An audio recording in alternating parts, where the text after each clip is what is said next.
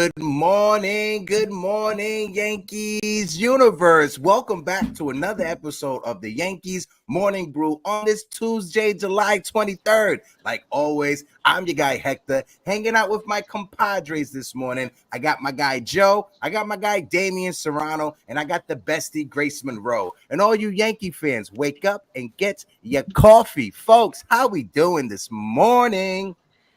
Ooh, feeling a lot better than I was day before yesterday, I'll tell you that. Last night was, or yesterday, I guess, during the day, was just what the doctor ordered. Yeah, it's the medicine that we needed. Damian, how you feeling, bro, after yesterday, my guy?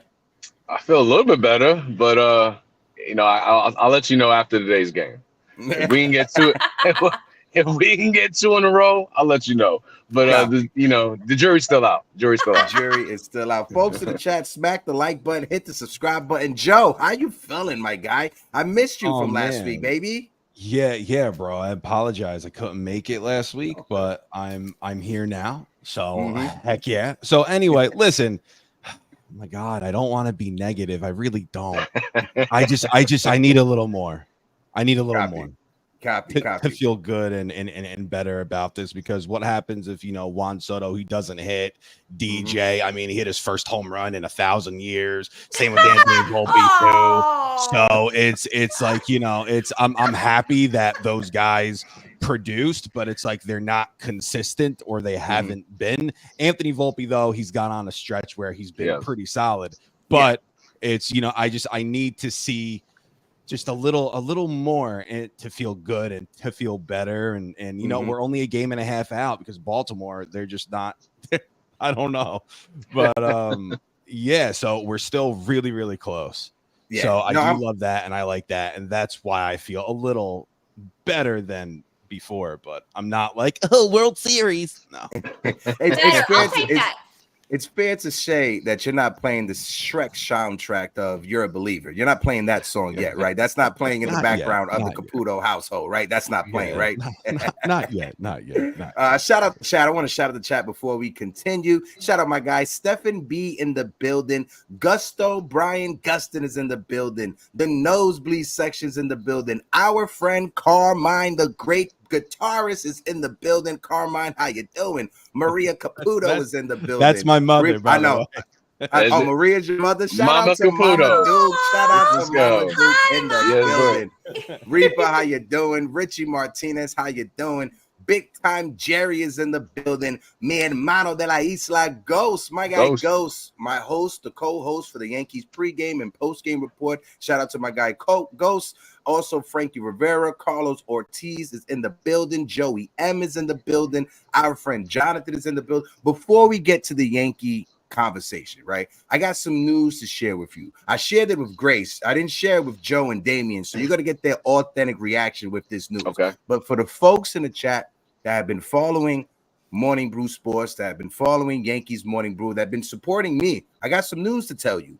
You are looking at the newest member of the Latino sports family. I am a member of the Latino Sports Writers and Broadcasting Association. So shout out to the people from Latino Sports. I was there this Sunday at the MLB Hall of Fame induction. It was a great opportunity. I linked up with those fellas, those folks over there. Shout out to Julio Plabron, who's the creator and founder of Latino Sports. I was telling Grace, if this was last month, Grace and I would have been at the All-Star game with some press passes, right? But going forward, you see a lot more content, exclusive content. So shout out to everybody that's been supportive of myself, of Yankees Morning Brew, of the Morning Brew Sports. And now let's get into the conversation. Let's talk some Yankee baseball. Hold on. First off, hold on. Congratulations. What are we doing here? Congratulations. That's awesome. Even give me a chance to react. Go on.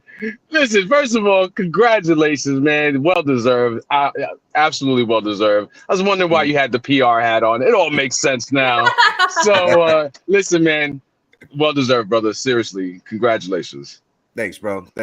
My guy Damian, the fly guy. I can't wait for you to be out here in the end of this month, bro, so we can have some good times. But let's get into the conversation. There's a lot of news going around in the Yankees. We was able to take 2 out of 4 against the Tampa Bay Rays. Our offense a little shaky. First game we came out on fire. The next 2 games we we was hitting into double plays, and then yesterday the offense showed up. Like Joe said, Anthony Volpe is hitting home runs. DJ LeMahieu hit a home run as well. We gotta get to the post game. Juan Soto, who had 2 home runs in the game as well, he had some comments, right? And this is what he said. He said it's going to take more than 2 guys to go to the World Series and to win it.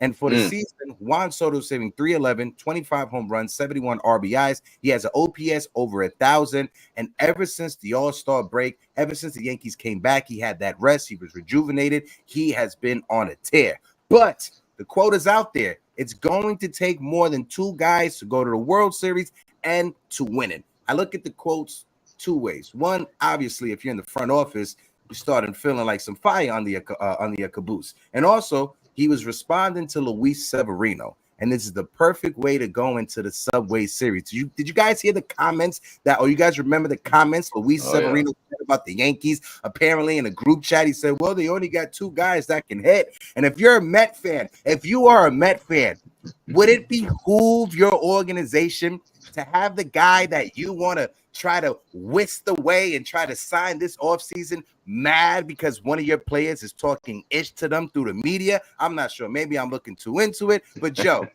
let's get your thoughts on the Juan Soto comments, and what do you think this stems from? And then kick it over to Grace and Damian. Go ahead, Joe. I mean, as far as the Juan Soto stuff, it's okay. I'm fine. Like, it's okay. It's true, because for the longest time, if it's evident too, if Judge and Soto are slumping in any way, the Yankees don't win. They don't win games. And Austin Wells, he's been on a tear as of late. His last month, he's been awesome, and almost a 1,000 OPS over the last month. So I mean, Austin Wells has been fantastic offensively, and throwing guys out too. But as far as those comments go, I'm okay with it. It's fine. He then followed up with, hey, other guys did produce in this game against Tampa. So he followed up with that, and then he followed up with talking about Sevy and saying, hey, if we're all going at the same time, we're the best team in baseball, basically. So it's all good. Soto, sign him now, please. Yes, they won't, but sign him now. Grace, before Grace go, I see we got close to 70 people in the building. If you guys can, if you're watching on Instagram, if you're watching on X, click the link in the bio, jump on over to YouTube and enjoy and join this beautiful community we have over here. Hit the like button, hit the subscribe button. Go ahead, Grace. The difference between a game when only Juan Soto and Aaron Judge hit and when a lot of people in the lineup are contributing is 10 runs. There's like a 10-run differential or something. And I'm only exaggerating a little bit.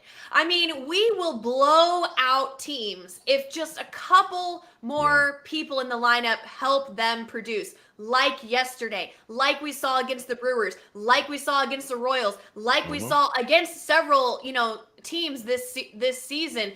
And when they aren't, Juan Soto and Aaron Judge are tired. They are trying. God knows they are trying. They never take a game off. I mean, mentally, physically, emotionally, they never take a game off. But when they get just a little bit of help, everyone yesterday had a hit except Ben Rice.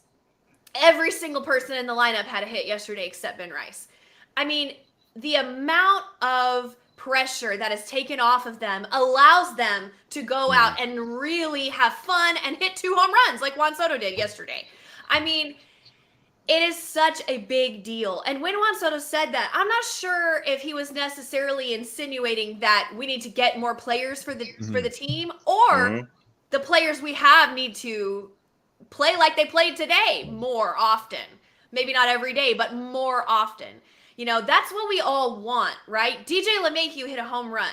We can't expect him to we can't expect that to be his norm, But if these guys could just do something, if Verdugo could do something, he snuck one through the infield, right? It was a hit, but if you watch the game, it was barely a hit. Like, let's call a spade a spade. It was barely a hit. It probably should have been a ground out, but It wasn't. So hey, if you can get something going, it's such a big deal. And I think that's kind of what Juan Soto was saying there. I'm not sure if he was calling out to the front office to like make a bunch of trades or not.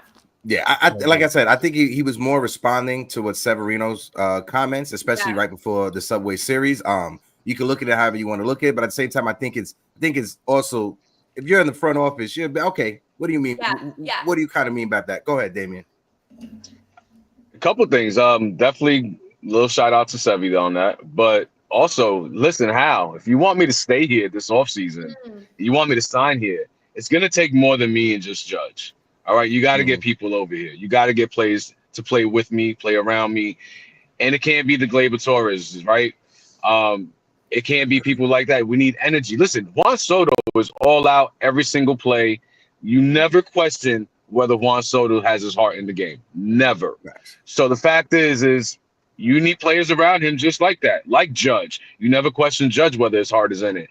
As many times as G is injured or whatever the case is, you never question. As many times he, swings at balls that you question yourself, like, what were you swinging at? You never question that, right? Yeah. So when you have other players that you do question, like the Gleyber Torreses of the world, like the Grishams of the world who sat there in center field and fumbled balls, so on and so forth, a little bit of that goes to the front office because Brian Cashman, Hal Steinbrenner, you have the highest payroll in the league, but yet we struggle on offense every single year. So, hey, Cashman, that's a little bit to you. Hal, that's a little bit to you. I'll be more than welcome to be in New York. I'll stay in New York. I love the fan affair, but you need to build around the two guys that you have with us because I've been on San Diego where they build around us. San Diego's issue was never really offense. They had up and down with their pitching, and they had mixed chemistry. Washington, same thing. They built around them. Veterans, younger guys, rookies, they built around a good mesh. So Juan Soto knows winning baseball. He's been there. He's got a chip. He's got one over Judge. And that's the biggest thing. He knows how to win. And he won at the pinnacle at the ripe age of 19 years old. So, Hal, pay attention. He's telling you, you need to spend money, but spend it wisely. Yeah, no, definitely. Shout out to my guy Ron from Still Nick fans in the chat. My guy Ron is a diehard Met fan. Much respect. He said, "You're right, Hector. We don't want to do anything to upset the future Met." Ron, you know I love you, my guy. But going to the lineup, right? I just want to point this out real quick. When you look at the lineup, Ben Rice obviously was leading off. Then you got Soto and Judge. Afterwards, Austin Wells, Volpe, Verdugo, Cabrera, Trent Grisham, and DJ LeMahieu. Out of the names that I just mentioned, there is literally only one player who's hitting over 250, and that is Anthony Volpe, and he is barely hitting over 250. He's at 251, and I know Austin Wells, he started to turn into a different hitter over the past month. And when you look at his stats over the past 10 games, Austin Wells is batting .333. He has 12 hits, 4 home runs, 9 RBIs, and 6 runs scored. Right, Austin Wells is killing it at the moment. When you look at the plate discipline, and when you go back, I think it was June 15th, somebody pointed it out on Twitter, he switched his batting stance just a little bit, right? His lead kick, he's not going so high up as he once was. So credit to Austin Wells getting into the cage, working with the hitting coach, improving his stance during the middle of the season, which is a very hard thing to do. We've seen so many players struggle with that. Anthony Volpe struggled with that last year.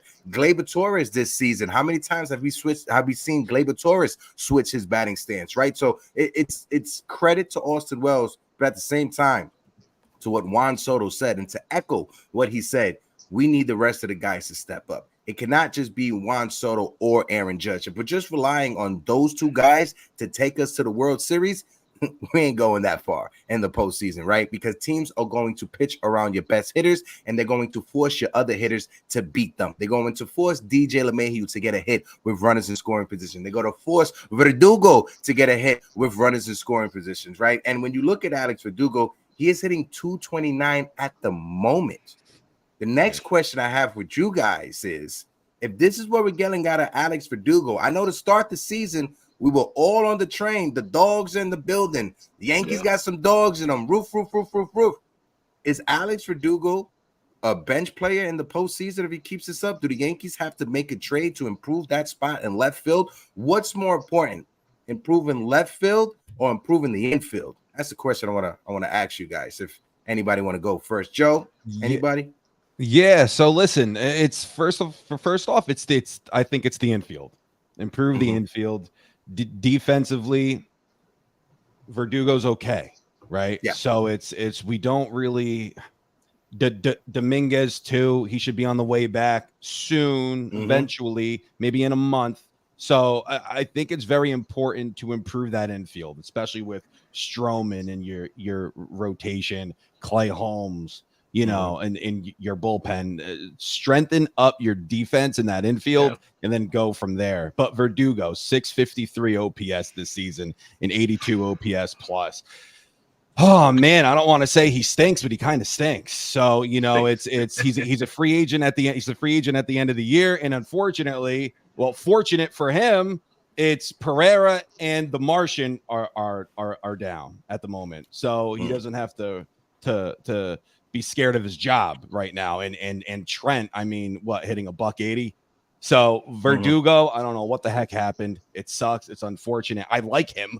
Like but at the same time, bro, what happened? Like it's over his past month hitting $171.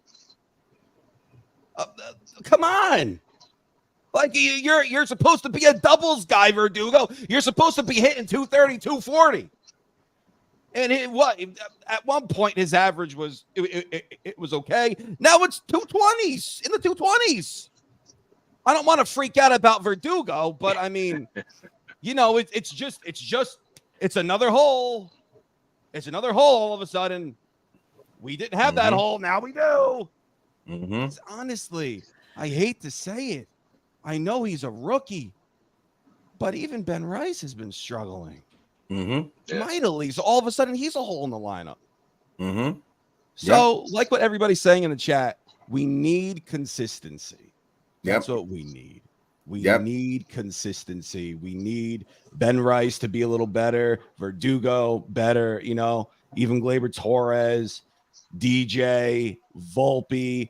We're going to have to listen. Volpe over his last stretch of games has been pretty good. But if he gets into another slump all of a sudden, right, we're going to have to ask the question of, hey, is he our future shortstop? Is he really our guy? Because we're in year 2 right now.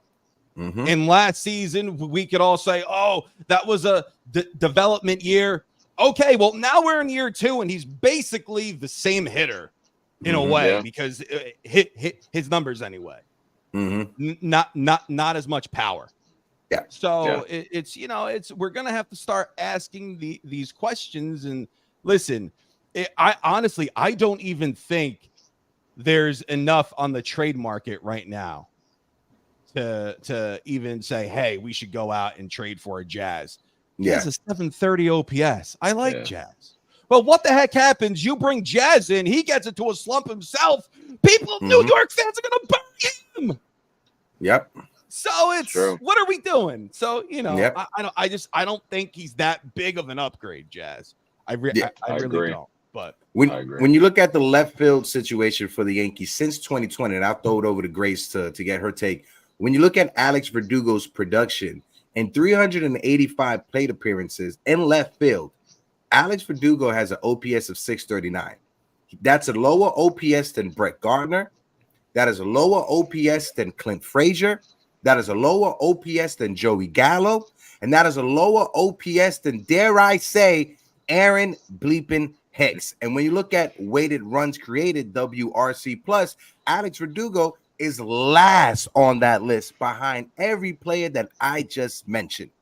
And we talked about it in the offseason. When we acquired Verdugo, it was to plug the hole that we had in left field, and that hole has been there ever since 2020, and he has not plugged that hole. What he actually done is he got to make that hole worse, right? Like I said, the first month and a half of the season was fantastic. When he was a cleanup hitter, when he had protection behind him, I'm not sure if it's Giancarlo Stanton being out of the lineup. It's him and Verdugo struggling. Is a correlation to that. I'm not too sure, but it definitely plays a part of it. But when you look at the numbers, you cannot deny the numbers. The numbers are there, and he's just not performing at the level we expected him to perform. Go ahead, Grace. Sorry about the long-winded. No, Cancel. no, you guys are making great points. I think we need a true leadoff hitter so bad. Excuse me. I'm so sorry. If there was somebody out there on the trade market that could slot into the leadoff spot, or if there was anyone in our lineup who would step up and say, I can do this for the team. I can be the leadoff hitter. I will get on base. I will work walks. I will hit to contact. I will, you know what I'm saying? Like, we have a huge hole in the lineup. We have several holes in the lineup, but the gaping, horrible, worst hole that we have, in my opinion, is the leadoff. We tried Gleyber Torres. We tried Anthony Volpe. We tried Ben Rice. We've tried Alex Verdugo. We tried, like, what are we doing? We're the New York Yankees. We're trying to go win a World Series. We don't have a leadoff hitter in this economy? But it's just like, it's crazy. It's crazy. You know, yesterday, Verdugo's hit broke an 0 for 20 streak. An 0 for 20 he broke with his base hit. Ben Rice, he's, you know, the league's adjusting to him. He's new. They saw him have some success. They adjusted. He's got to adjust back. It's classic. It's hard to do that as a rookie in the leadoff spot.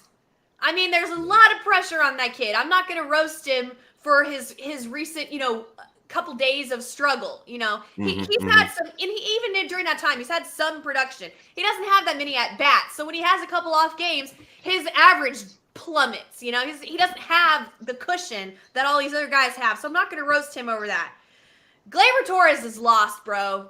He's a lost cause. I'm sorry to say. And Verdugo's starting to look lost too. He's over adjusting. He's pressing too hard now. He looks like he's about to cry every time he gets up to the plate. Truly. And I'm concerned about that very, very much. You know, I at least DJ is calm, right? At least he is consistent and calm and mentally impenetrable, right? And I'm not saying DJ's better than Verdugo, but let me ask you guys this, and am I being crazy right now? Am I losing my senses? Randy Arozarena may be available. Ooh. Now, okay, before you freak out, I looked it up. She got the numbers. I looked it up. She's like, I made this mistake before. Hold on. He had a really slow start to the year. Yes. Okay. Yeah. But I looked it up over his last 30 games. Okay. 30 games. Good sample size. Mm-hmm. He is going toe-to-toe with Juan Soto over his last 30 games. Randy Arozarena. Now I looked this up on Saturday, so this doesn't, or Sunday, so this doesn't include yesterday. 292, 31 hits, 6 homers, 14 ribbies, and 13 runs scored. Juan Soto, 274, 29 hits, 6 homers, 13 RBIs, and 27 runs scored. These guys are virtually the same player over the last 30 games. Okay? He plays left field. Yeah. You know, I don't know. He plays left field. He's fine, right? He's good. He was really good. Yeah. Right. Yeah, he he's was real really good defensively but also. This year he's good. He's fine. But his offense could add protection in the lineup, could possibly hit leadoff, could possibly slot in behind someone who needs to see better pitches. He's got speed on the base path. He's got energy. You know he's got energy. He's got spunk. Oh, yeah. He's got that dog for sure. What do you guys think? Am I crazy? Damian, if you want to go first and then kick it over to Joe. No, I don't think you're crazy at all. Randy Arozarena, I'd welcome that dude with open arms. Not only what he's done during the regular season, the guy, he takes it to a whole nother level when it comes to the playoffs. And you pair Randy Arozarena with a big G who's just as lethal in the playoffs as anybody in the league. Why not, right? Do I think the Rays will do it? I don't know. You know, the one thing about the Rays that I've noticed is that they don't really care who they trade with, whether it's within the division or with outside of the division, as long as they're getting exactly the players that they want back. Now, you know, word is that, you know, they're really high on Roderick Arias. and they're really high on the the other kid that we drafted, young kid, George shortstop. Lombard. Yeah. So they're really high on those two guys, right? Now, do the Yankees take advantage of that and get a haul? Now, mind you, it can't just be Randy, though. You got to bring in bullpen help because they got plenty of bullpen help, right? Maybe a Pete Fairbanks. I take Pete Fairbanks over Clay Holmes. I don't know if anybody else would, but I would. Match up Pete with Matt Blake. Why not? But, you have other people, too. You got somebody like Yandy Diaz. I'll take Yandy Diaz every day of the month, every day. The guy's he get hit for power, hits, sprays the ball everywhere. So the Rays have a lot of people. Now, are the Rays going to sell? I don't know if they're going to sell. They're only 3 games back of the wild card right now. But I would love Randy Arozarena. Now, as far as Doogie goes, I think Big G does play a part of that. Ever since Big G's out of the lineup, Doogie's numbers have plummeted. I'd love to see the side-by-side from the time prior to G and the time after. I can guarantee you it probably tells a huge story. Now, another thing that we noticed with Doogie is when Doogie's not playing well, there's normally some negativity surrounding him, right? So what's going on in the clubhouse? Does Doogie feel like he can't be himself? Doogie's one of those people that was always himself, beard, chains, so on and so forth. Has he been Yankeefied, right? Is it too business for him in the Bronx? Maybe, maybe not. Who knows? I think it goes in. I think the play goes in a little deeper than just baseball, to be honest with you. But he's here now. We got to deal with it, and we can only hope that when Big G comes back, which should be sometime this week, God willing, or at the very beginning of next week, then maybe some things turn around. But as many people that hate Big G, he's been the glue. And it's proved since he's gone, the offense is completely sputtered. So we'll see what happens. But Doogie's got a lot of work to do. Defensively, he's fine, but offensively, he's killed us. I don't think anybody would have thought that Giancarlo Stanton going down in the middle of the season would make or break the Yankees season coming into this year. I think everybody thought, hey, whatever we got from Stanton, it's a plus. You and Celso. Yeah, you and Celso. Yeah, me and Celso. Hey, that was my player. That was my comeback player of the year. Damien too. Well, basically everybody else except for me. Joe, let's get your thoughts on Arozarena, my guy. So as far as acquiring him, he's under team control for a couple more seasons, so he's gonna cost you a decent amount. The only issue that I have is this, and people in the chat, the Martian, he's hurt.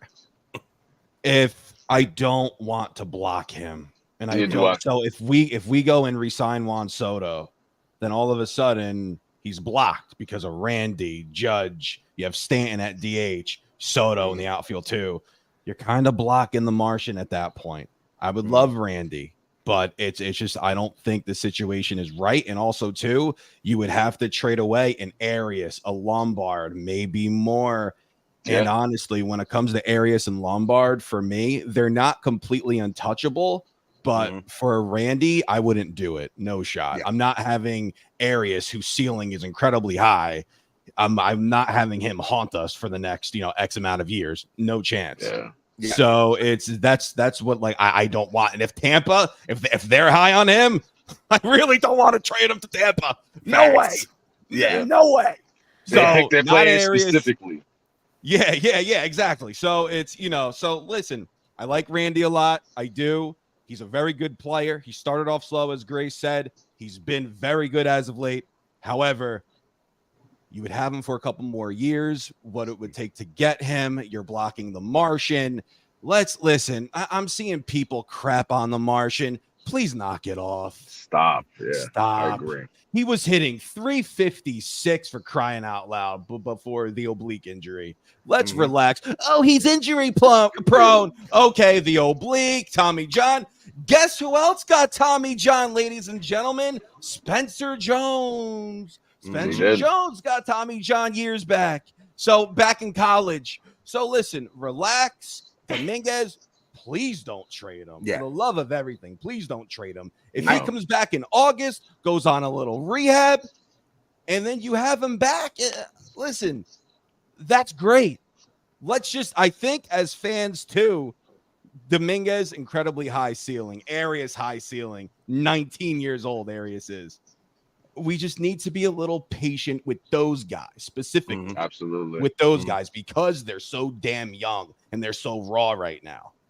So that's what I think. But Randy, I like him. I wouldn't do it. Yeah.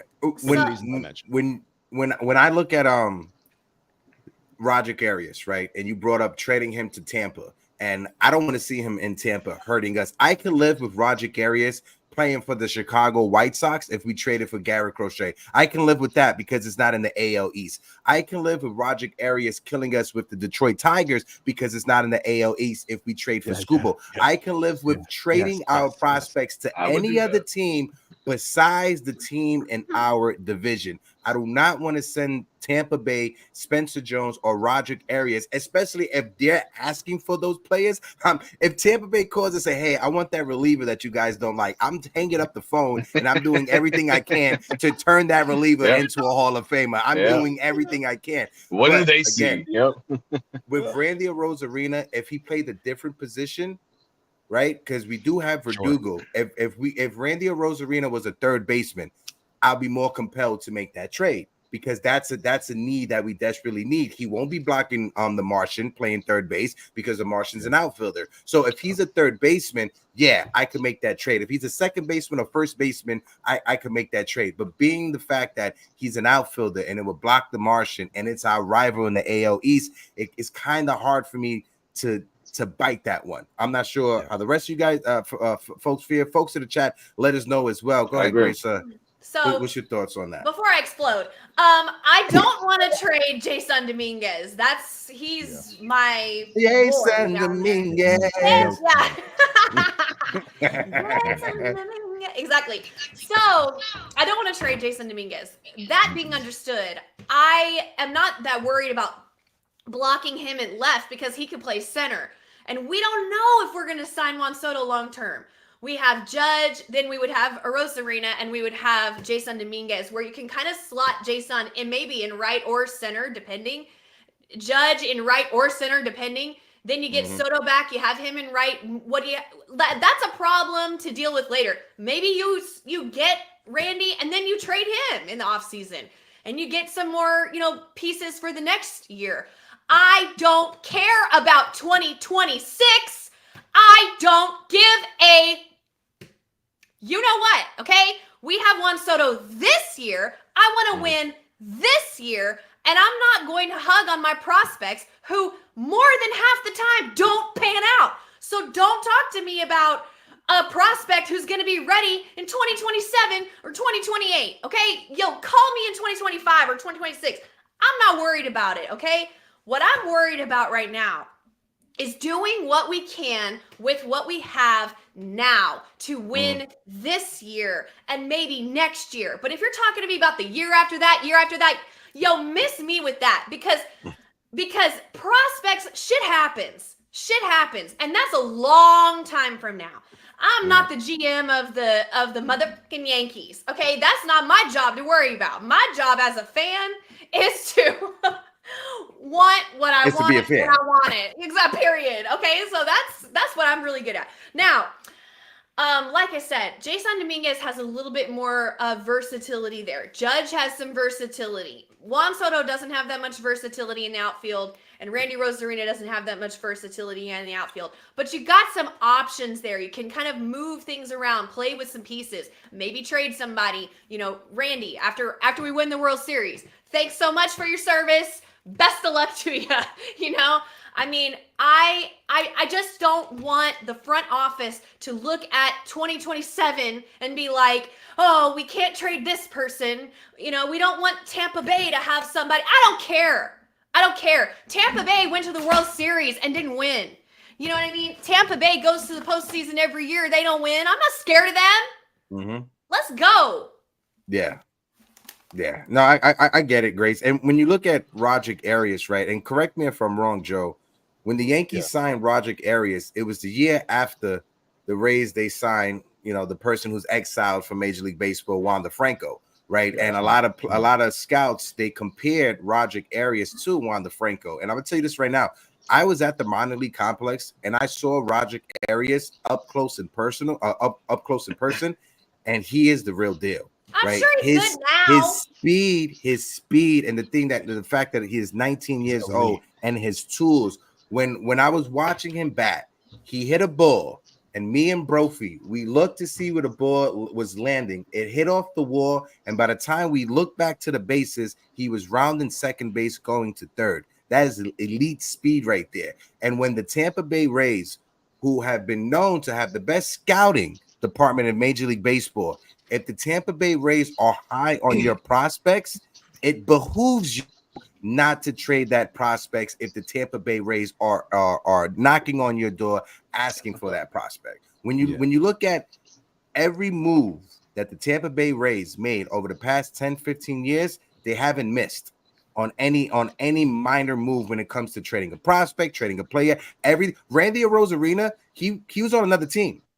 Right. And they traded him. He was on the scrap heap. Nobody wanted him. And they turned Randy Arozarena into what he is right now. Yandy Diaz was on another team. I think he was on Cleveland, if I'm not mistaken. And Cleveland didn't want him. And they tossed him to the scrap heaps. And they turned Yandy Diaz into the player that he is right now. And I bring that up to say that their scouting, their player development is elite. It's the Dodgers and it's the Rays that are tied when it comes to player development and when it comes to scouting. And I would hate to see the Yankees. I agree with you, Grace. I want to win this year. If the Tampa Bay Rays were in the West Coast, for some reason, Florida is on the West Coast. If they were on the West Coast, you can send every prospect over there. I just don't want to send them to Tampa and help a team in our division. The same way that I wouldn't want to trade with the Mets, right? Because the Mets are our rivals in the city. I'm not trading a young piece to your team that's going to be a corner piece for your organization for the next 5 to 10 years with the Mets. If it's the Seattle Mariners, copy. You can have them. If it's the Oakland Athletics, copy. You can have them. San Diego Padres, Michael King, go have a beautiful career. The New York Mets, the Tampa Bay Rays, the Boston Red Sox, Toronto, and Baltimore, I'm not trading them corner pieces for their organization for the next 10 years. That's just how I look at it. I may be delulu and I may be selfish as a fan. No. I just don't want to help out another organization. Go ahead, Damon Joe. I'm just not blocking Dominguez. That's it. Yeah. So, I look at Dominguez as a young Juan Soto. Call me crazy, right? Yeah. You're not crazy. Controls, 100%, Damien. Controls the zone like Soto did at that age, right? Very specific. Switch hitter. Uber athletic. Actually more athletic than Soto, let's be honest, right? Mm-hmm. So, and he's ready now. And he was ready last year. So I just can't. That's for the only reason. One reason only. I refuse to block Jason Dominguez. That's just it. I don't want to stunt his development anymore. The last thing I want to do is hurt his confidence by somebody else blocking him that's nowhere closer as good as he is, because that's all you're gonna do is hurt his confidence by doing something like that. Just imagine you got Randy there and say, well, we can't bring you up because you got Randy there, and meanwhile you're like, hold on, I walk the dog with this guy. Why am I not playing? So that's the only reason I wouldn't make that move. Is Jason. That is it.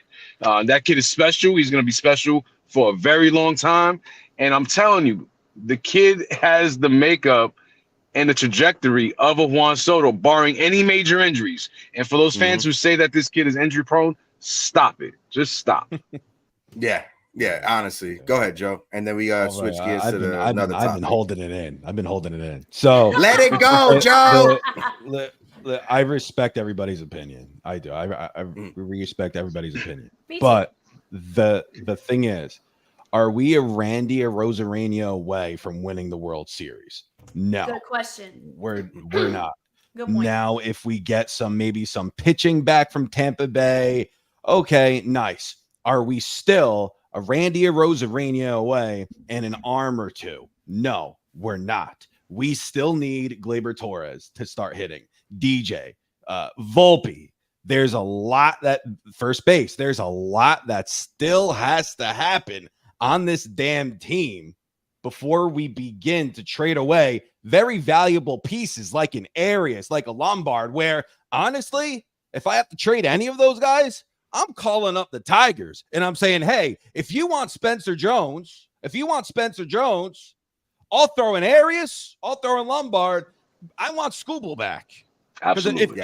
If I have to trade away a prospect of that caliber, like those guys, it's gonna be for that. It can't be for Arozarena.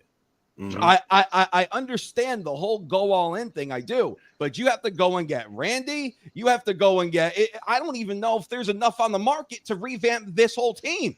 I don't even know. People want Rengifo. He hasn't played since the 3rd of July. Yeah. I mean, what are we doing? We can't even get him. Jazz a 730 OPS. So it's is there really any substance out there on the market where it's worth blowing up some of our farm for? I don't think there is. I like Randy. I don't have anything against him, but I don't think acquiring a Arozarena means we're going all in. It's not.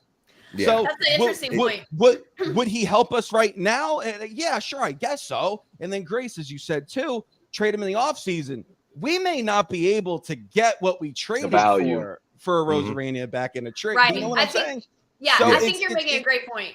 Yeah, that's the problem. That's the issue. And if I like Randy, I like him a lot. I do, but it doesn't make sense. Right now, it doesn't make sense. If you're looking for a short term, right? Like what I said, maybe you take him and then you flip him or whatever. You try to got to win the World Series in that short term. Otherwise, you wasted it, right? I think that's. Forgive me, I'm not trying to put words in your mouth. I think that's kind of the point you're making. If we were only a Randy Arozarena away and we were going to win the World Series and then we could flip him, then it'd be a great trade. But we're not a Randy Arozarena away, is what you're saying, right? No, I think a great way. We have a 1 in 30 chance of winning the World Series, and I don't think Randy puts us over the edge in doing that. The Yankees were one of the worst teams in baseball over the last month. We're not in a Arozarena away from doing it, from putting us over that next tier. We need a second baseman, a good one. We need a third baseman, a first baseman who can hit. Because Ben Rice, as of late, he's been struggling, and I hope he can turn it around. But that gives you even more of a reason to hold on to Spencer Jones. But Spencer Jones, honestly, he's hitting 237 down there in Double-A, and people want to freaking promote him. He's hitting 237 down there in Double-A. Augustine Ramirez was hitting 290 with 16 home runs in Double-A. He earns a promotion. He's hitting $180 now in Triple-A. So it's like, you want to really bring up Spencer Jones right now? Are you kidding me? No. Yeah. Knock it off and relax. He's hitting 237. 237 in Double-A, 720 OPS. And people want to take him over the Martian. The Martian was hitting 350 for crying out loud. It's crazy. Martian's untouchable. Are you nuts? But guys, I keep seeing it. I see it too all the time. Jones over the Martian. Holy Toledo! What kind of drugs are you taking? Because I want some too. I want some too to make you think that way. That's insane. That's a fact. Crazy. Giving up on Dominguez like this. Why are we giving up on Dominguez like this? He's a switch hitter in his very short sample size up here at the major leagues. He made such a damn impact. We were 2.5 games out of the wild card in that week because of him. He played a big part in that. Do you think now we want to? He's hitting 350 down there in the minors. We want to trade him. We want to trade him, hitting 350. Oh, he's injury prone. Do you know what? Okay, he has the oblique thing. I get it, whatever. But at the same damn time, his ceiling, like Damien said, preach, brother. His ceiling's Juan friggin' Soto. That's what his ceiling is. He takes that same approach that Juan Soto takes up at the plate. I didn't mean to yell and scream and get all sweaty this morning or afternoon, whatever time it is, wherever you live. I didn't expect to get this intense. What I'm telling you is this. If the Tigers want Spencer Jones back in a trade, along with Arias and Lombard, and maybe a Chase Hampton too, you have to think about it because look at your rotation, right? You're future-proofing it, kind of. Rodon will have 2 years left on his contract by the time you have to pay Skubal. Yeah. So it's it's realistic to grab him in a trade and then sign him. I'm sorry, I'm freaking stuttering and stammering because I'm just freaking hyped. I'm about to. No, you good because Erica in the chat is feeling the same way. Erica is like, this is why I deleted Twitter, and that's why I was wondering because I'm like, Erica, I take clips from the show and I send it to you, and I'm like, she's not posting her clips or whatever. But Erica's like, this is why I deleted Twitter. Erica said I was turning into Joe because of the Twitter machine. It makes me realize not everyone should have an opinion. Shout out to Erica, not believing everyone should have free speech, but also a point that Jerry brings up here is Tonkin, Cousins, they have been good for us in the pen. Dream Weaver has been consistent with us as well. It is the best bargain at $2 million. And when you look at those players, you can throw now Hill into that conversation. Who would have thought that on July 23rd, our 4 most reliable relievers will be Hill, Tonkin, Cousins, and Weaver? Who would have thought that? And this is a credit to the scouting department. This is the credit to Matt Blake. This is the credit to that entire pitching staff. I mean, that entire bullpen staff, that the coaching staff and the bullpen, Mike Hargreedy, who's been with the organization ever since I've been in high school. So shout out to them and their player development. That is good player development when it comes to the bullpen. And the one thing that we could say Brian Cashman has gotten right ever since 2016, 2015, when we had Miller and, we Batanzas coming out of the bullpen. The one thing he's been able to get right is bullpen development. Look at the bullpens over the last few years, taking random players and turning them into phenomenal contributors coming out of the bullpen. Ian Hamilton last year was amazing. He's dealing with injuries right now. You can never predict injuries. Coming into the season, you thought he would be reliable. Injuries happening. Clay Holmes. I think Clay Holmes is more of a symptom of our defense in the infield letting him down. The majority of his blown saves, yes, he walks guys, but at the same time, the amount of errors we have committed in the infield when Clay Holmes is out there, it's astronomical. He's probably has the worst defensive run saves in all of Major League Baseball when he is pitching because our infield has been horrible. Gleyber Torres has been horrible. Rizzo to start the season was horrible as well. DJ LeMahieu has been fumbling the bag over the past couple of weeks at his position. So we need to improve our infield. If we improve our infield, by default, Clay Holmes will be better because he will have better defenders behind him in the infield. Yeah, it's a bad combination having a closer pitch to contact and an infield with tons of errors. A bad combination. That's exactly what I'm saying. We need to go get an infield for him, for Stroman, because these are the kind of pitchers that they are. Am I a big Holmes guy? No, I'm truly not. But also at the same time, if you had a friggin' honestly, people are gonna hate me for this too because they I already know where you're going. Hold on, wait. Does it start with a C? Does it start with a C, the last name? No. Oh, fuck. Damn. Peraza. I thought we was there. No, I was gonna say Matt Chapman because I see people saying we should trade for Matt Chapman. So Peraza, if you bring in if Peraza, if a guy like him, I'm not even saying him because he can't hit either. But if you have a guy like him who's so damn good defensively, and if you put him over there at second base, third base, doesn't matter. Your infield improves dramatically just because of that alone. So if you need to kind of build around the strengths of your bullpen, of your rotation, and not everybody's a Garrett Cole. That's unfortunate, but it's true. So if you need to shore up that infield now, guys, I don't even know what would be out there right now. People are saying Jazz, but they're not going to provide that kind of impact in the lineup anyway that we want. So I hate saying what's the point, but at the same time, it's a 730 OPS just doesn't thrill me. It doesn't. And the Mariners want him too. So if all of a sudden, if the Mariners say, hey, listen, we want to trade, which will be crazy, Harry Ford for Jazz, it's like now you're the Yankees, and what would the Mariners counter you with? Austin Wells? I'm not doing that. So it's just, you know, so it's like maybe I'm freaking nuts, and I am a little bit. I'll admit it. I'm freaking crazy. But for Chisholm, I don't think that's the move, and I don't think there is a move out there to upgrade this team. I think if we just have the personnel that we have right now, and if Gleyber Torres all of a sudden wakes the hell up and starts to hit like crazy, if Anthony Volpe starts to play up to the potential that we all know he has, then this lineup is going to be different. It will. I'm just not sure if there are answers on the trade market, unfortunately. And I'm sorry to even say that, because I committed a sin to some people. But I'm just not sure if there's an answer on the market right now. I'm just not.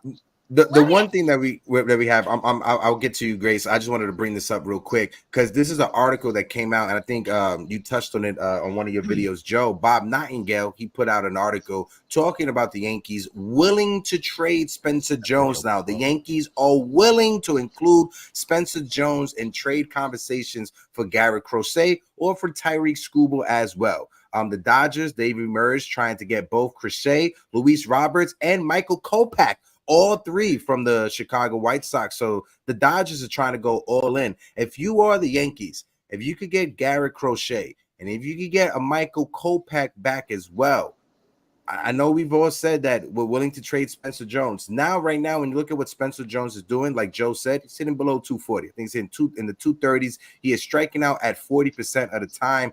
And when you look at his time frame, Spencer Jones, we thought out of spring training, 2025, Spencer Jones should be on the team.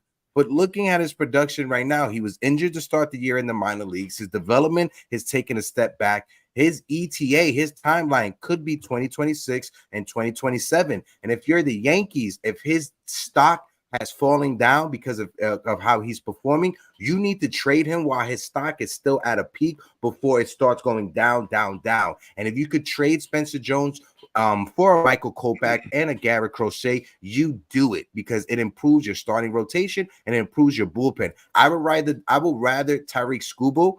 If I had to choose one or the other, Skubal, I think, will be an automatic fit in that rotation. You don't have to worry about inning limits or anything like that. But when it comes to Skubal, it's going to be the Baltimore Orioles and the New York Yankees and other teams trying to get him. And like Joe said with the Seattle Mariners, if the Baltimore Orioles, if they call up Detroit and they offer Jackson Holiday and the Yankees offer Spencer Jones, if I'm Detroit, I'm taking Jackson Holiday every day of the week. I'm taking Holiday. Yeah, but there's one thing the Yankees do have. But hold on, but hold on. Dream scenario is I would want the Baltimore Orioles to trade their top prospects for Skubal because it takes them out of every conversation for every other trade afterwards. It makes them weak. Now the Yankees don't have to worry about dealing with the Baltimore Orioles in conversations with the Chicago White Sox, dealing with the Baltimore Orioles in conversations about Tanner Scott and the Miami Marlins. It helps the Yankees in these conversations. If I'm the Yankees and I'm calling up the Marlins, and the Marlins, they have the Yankees and the Dodgers as the two teams competing, I feel more confident as the Yankees competing against the Dodgers. I don't feel confident competing against the Orioles as the Yankees when it comes to prospects. No chance. And in my opinion too, I think this Spencer Jones stuff, I like that they're not afraid to trade him, but like you said, Hector, you are 100% right. If the Orioles came up and offered you Holiday and the Yankees offered you Jones, the Tigers are taking Holiday every day of the week, twice on Sunday. So it's almost like the Yankees, in order for them to even compete with a package for Skubal or Crochet, they have to include Jones to even compete. They still may not even win that competition, but just to compete, they need to include a Spencer Jones, because if they don't, then the door is shut and adios amigo. Crochet or Skubal are not possible. So it's so that right now they have no choice, and I still don't think they get a deal done because of these other teams like a Baltimore. They could unload a Holiday or that catcher down there. He's excellent, man. He's excellent. They have him. They could just unload. It's just the Orioles have a lot. And the Hey, Yankees Joe, have to- the vein in your head is going to start pulsing when I tell you that catcher you're talking about with the Baltimore Orioles, he was supposed to be a Yankee. The Yankees, they didn't have enough international free agency When was money to that? sign him. When he signed with the Baltimore Orioles that What year, year? the Yankees, I'll look it up right now, but the Yankees didn't have enough international signing money in order to sign him. The Baltimore Orioles had a little bit more, and they threw it all in for the catcher. My guy Dane told me about that, and I lost my mind. Go ahead, Grace. I want to throw it over to Grace because she was bringing up a point before I brought up the article. Go ahead, Grace. Sorry, it's like a couple points ago now, but I was just gonna say, like, you know how we're not really hearing that much about Jason right now, like his rehab, how's it going? They haven't really said anything, and I was just gonna say, I wonder if the reason why they haven't given us a lot of updates is because they want to keep him out of the trade conversation. Everybody who's calling, everybody who wants to talk to the Yankees or that the Yankees want to engage with, they want to keep Jason. They're like, oh no, he's far away. He's not close at all. Yeah, we're not even. You don't want him. Like he's still injured. Like I just wonder if there's a little bit of kind of posturing going on there. With go ahead, Damian. I know. No, you're good. No, you're good. I just think the Yankees, when it comes to the prospects, Baltimore obviously prospect wise, they trump us offensively, but when it comes to the pitching side, Baltimore doesn't have much pitching, right, to offer. Mm-hmm. So I think if you give up Jones, you throw in a Chase Hampton, and you throw in a Nestor Cortez for a Tarek Skubal, and maybe a 15 or 20, you may get that done. Because again, it's in baseball, and we all know this, it's the need. What do you need, right? Right. Like the Padres, they got other offers last season for Soto, but their need was pitching. It wasn't what the Orioles had to offer. It wasn't what the Red Sox had to offer. It was pitching, which the Yankees had. The Yankees this past draft, what'd they do? Their first 8 draft picks were pitchers. Why? Because I think they're really loading up to get rid of some pitchers in this trade market. Yeah, and I know you said what you need, but it's easy to say I need the number 1 overall pick in Major League Baseball and Jackson Holiday. I'll take the number 1 pick over any other holes that I have, because if you start your rebuild with the top rated prospect in Major League Baseball, the number 1 pick, the number 1 guy coming out of high school, if you start your rebuild with him, you're set. You're set up. And that's what the Detroit Tigers have to do right now, because 1, they gave that massive contract to Javi Baez. A lot of their other prospects aren't hitting. Spencer Torkelson was supposed to be their generational hitter for the next 10 years. He looks like a total bust. No. So they need to hit that reset. They need to hit that reset button. And if they get themselves Jackson Holiday, that is a great building block to build going forward. Jackson Holiday over Spencer Jones, and that's just my opinion. Where is Jackson right? What's Jackson doing right now? He's in AAA at the moment. What's his numbers look like? Futures. I don't think he was at the Futures game though. I wonder. I'm grabbing his numbers right now. Because just to let you know, Samuel Basello, he signed with the Orioles January 15, 2021. So that's when the Orioles signed him, and the Yankees didn't have enough international signing money. I think that's the offseason after they traded for Joey Gallo. I'm not sure. I think the Yankees got into the penalty of the luxury tax. That's why they lost international free agency money. For Joey Gallo. They traded for Gallo in 21. So it wasn't the Gallo trade that messed them up. So I'm reading the article right now to see when in 20? In 20. In 2020 they were over the luxury tax. Yeah, I'm trying to think myself. I don't know. Who do we sign? Yeah. We signed Cole the year prior, right? In 19. Oh, yeah. We gave Cole that massive contract, and that put us over the luxury tax just for that 1 year. Yeah, so it might have been that. Yeah. Friggin' Garrett Ball. What a son of a... No, I'm kidding. Yeah. I want to bring up another topic real quick, because I know it's 12 o'clock. I just wanted to get Joe's going to dip off. I just wanted to get Joe's thoughts on this real quick, because if you guys heard, former Yankee who won the World Series with the team, who threw a no-hitter perfect game, I think, David Wells had some comments yesterday that came out about the team, about Joe Torre, and about Yankee things. And one of the comments he said is that Joe Torre was not a great manager, how Joe Torre picked and chose who to go after and who not to go after. And apparently David Wells was one of the guys that Joe Torre used to like to pick on. Granted, David Wells was late a lot of time to certain meetings, and what Damian was saying, with the like the little sauce. the little sips.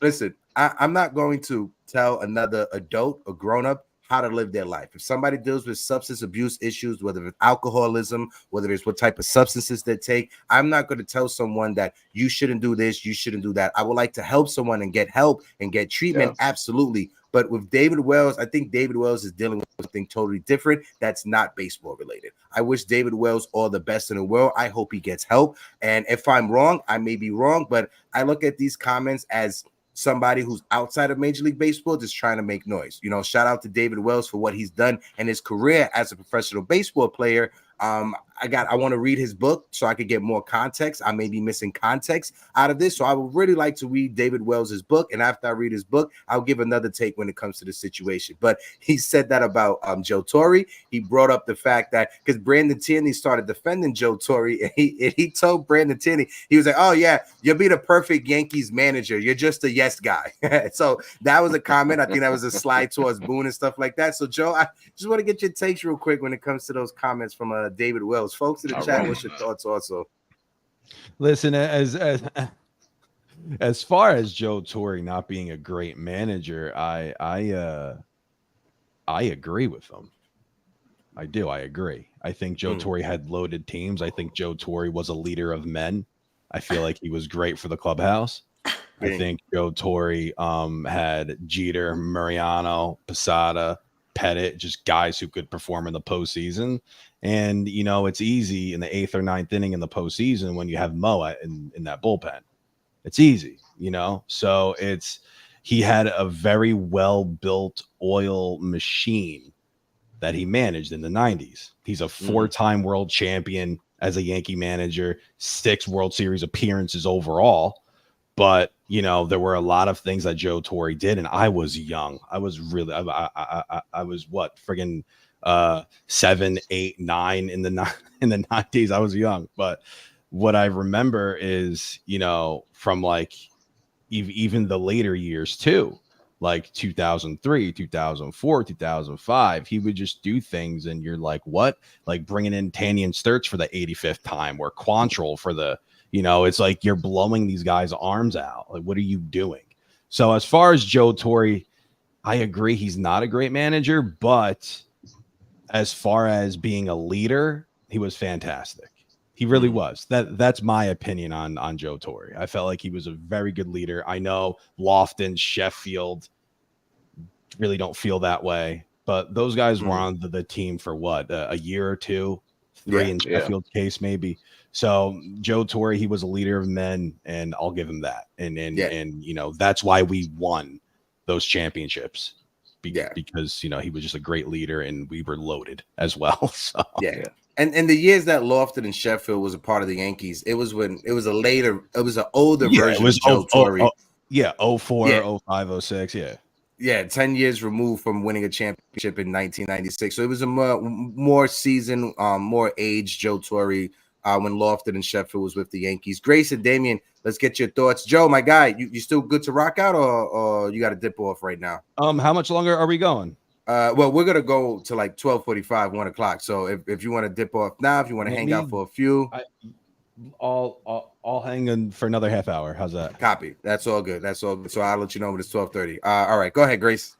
About David Wells, I would say if you've read this book by Jack Curry, the 98 Yankees story, then you know all about David Wells and how David Cohn basically had to, I don't want to say babysit because I don't want to be like disrespectful, but had to babysit David Wells and the struggles off the field that that they had in that year are well detailed in this book. If anybody has read this book, and I recommend this book. I like Jack Curry's writing. It's really good. Easy, quick read. Joe Torre, I love him. He's like a father figure or something in my life. Yeah. So it hurts me to say, like, that he wasn't a good manager. Although I see Joe's point about how the team was special. The team, and I've made this point before in regard to Aaron Boone. The team that they had, the Dynasty Yankees team, was self-regulating. They wanted to win. Each and every person, well, a lot of the people, 90% of the people on the team were these special athletes who would do anything to win. And that type of team is doesn't need a manager that meddles too much, because the beauty of it was that Jeter was the guy and Posada was the guy, and A-Rod to a certain extent later was a guy, and they regulated themselves. They were insulated in that way. Whereas the team we have now didn't really have that. I'm talking about last year and maybe the couple years before that. We were wanting that from Aaron Boone, and Aaron Boone wanted to be like Joe Torre. But unfortunately, the team Aaron Boone has is not the team Joe Torre had, right? So I see what you're saying, although I loved Joe Torre, and when he left, I cried. And I can never say anything bad about Mr. Torre, so call me old school or whatever. But yeah, that's how I feel. I love Joe Torre. Yeah, I grew up calling him Abuelo Torre. That was the grandfather. Exactly. That was my grandpa. Growing up. That's a fact. That's a fact. What I'm saying though, he was a great leader. He was a great talker. He handled everything incredibly well. Mhm. And as far so it's he just had a legit team core personnel around him. Yeah. A lot of people, we talk about it all the time, but Bernie Williams, look at Bernie's numbers. Yes. From like 95 to 2002, the guy was elite. Yeah. He had that kind of a player on his squad too. And he had Jeter, who was one of the top shortstops in baseball, Posada. But the one thing that Torre did, he knew how to lead. That's why he was a manager for so damn long. He managed the Mets, the Braves, I think, the Cardinals. Right? So he was, he managed for a really long time. So he was just an excellent leader, and he had a very good team, a loaded team. Yeah. That's how we won. And he let his players play too. He did let his players play. So he let the pitchers pitch. He wasn't afraid. The crazy stories, the Coulter Bean story was wild, so like it's just, but he let his guys go. And that's for Scott Proctor. Yeah. Scott Proctor. We could just go on and on and on. But he was a fantastic leader, Joe Torre. I love my mom is a huge fan of him too, but Damian, I'll throw it over to you. I just want to, because Joe just brought something up, just reminded me, just to let everybody know, mark it on your calendar, right? I'm letting you guys know a program update, August 6th. It's a Tuesday. We have a special guest coming on the Morning Brew show. We have Bernie Williams, the Yankee great, will be on the show, and we are going to be talking about his Tune into Lung health program that he is starting. He is starting a mutual aid organization. This is not small nonprofit. Bernie Williams, he has his celebrity softball game. It's in Connecticut. If you guys in the tri-state area, is this Saturday. Please try to get out there. But Bernie Williams will be on the show August 6th, and we are going to be talking about his Tune into Lung Health. It is his organization that he started because his father was dealing with an illness and passed away, and he wants to bring a wellness. And I feel honored to be a part of this. One, being a Yankee fan. Two, being a Boricua. I've always been a Bernie Williams fan. Growing up, Bernie Williams was my favorite Yankee. I have a signed autograph ball for Bernie Williams, so I'm super excited for that. That is August 6th. Mark it in your calendars. It's going to be a good one. Go ahead, Dan. Oh, yeah, that's going to be amazing. I'll say this. I think I do agree with Joe a little bit. He was an amazing leader. I don't think if you flip the roles, if Aaron Boone was the manager of those teams, I don't think we have 4 championships. I'll say that. No matter what the talent was. But no, I agree. I mean, Joe was a great leader. Did he manage always the smartest? Let's put it like that. Did he always manage in the best interest of some of his players? Probably not. Again, the Scott Proctors of the world, some of these guys that basically when Yes, when they left the Yankees, they had their arms hanging off their shoulders by the time they were, traded or, they went somewhere else.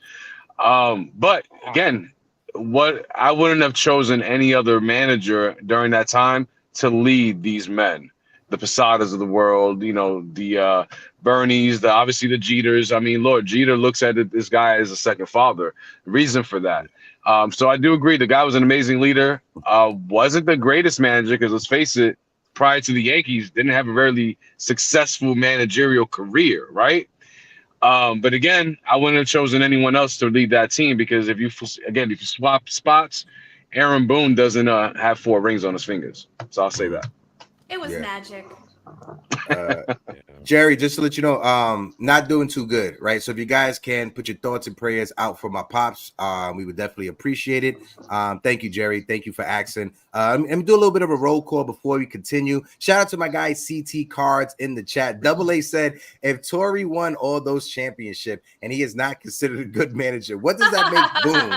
Shout out to Double A. Appreciate you. Eunice is in the building as well. Ally Wise is in the building. Our friend Tina's in the building. FL Divers in the building. Appreciate all of you guys. Of course, my friend Erica Garcia, my good friend Austin Cruz is in the building as well. Appreciate you, all of you guys. FL, I appreciate you, my guy. But let's switch gears. Let's just go over to another topic that we have over here, and we're just going to bring it back up. I know we talked about it a little bit with Juan Soto, but the pressure that the front office is feeling right now. Shout out to my guy Erdon Yankee on Twitter. Roberto, shout out to my guy El Body. He said, Buenos dias, mi gente.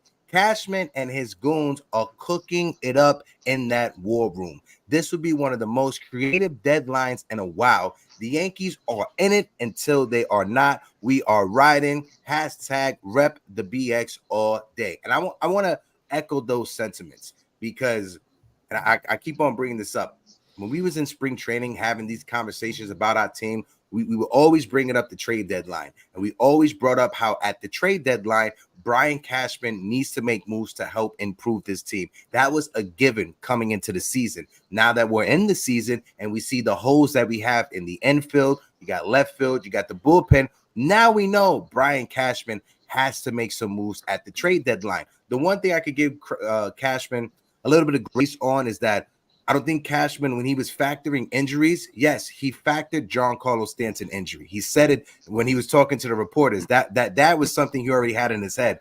But I don't think Brian Cashman saw the Jason Dominguez injury coming. No. And even if Dominguez got injured, at least we had Everson Pereira, who was another top-rated prospect in the minors. He's done for the entire season. So our backups, even our backups, they are injured as well, and you can't plan that out. Yeah. And I bring that up to say this. Brian Cashman needs to have a major trade deadline. In 2009, when the Yankees won a World Series, at that trade deadline, we traded for Jerry Hairston Jr. and we traded for Chad Goldan. We are going to need more than Chad Goldan and Jerry Hairston this trade deadline.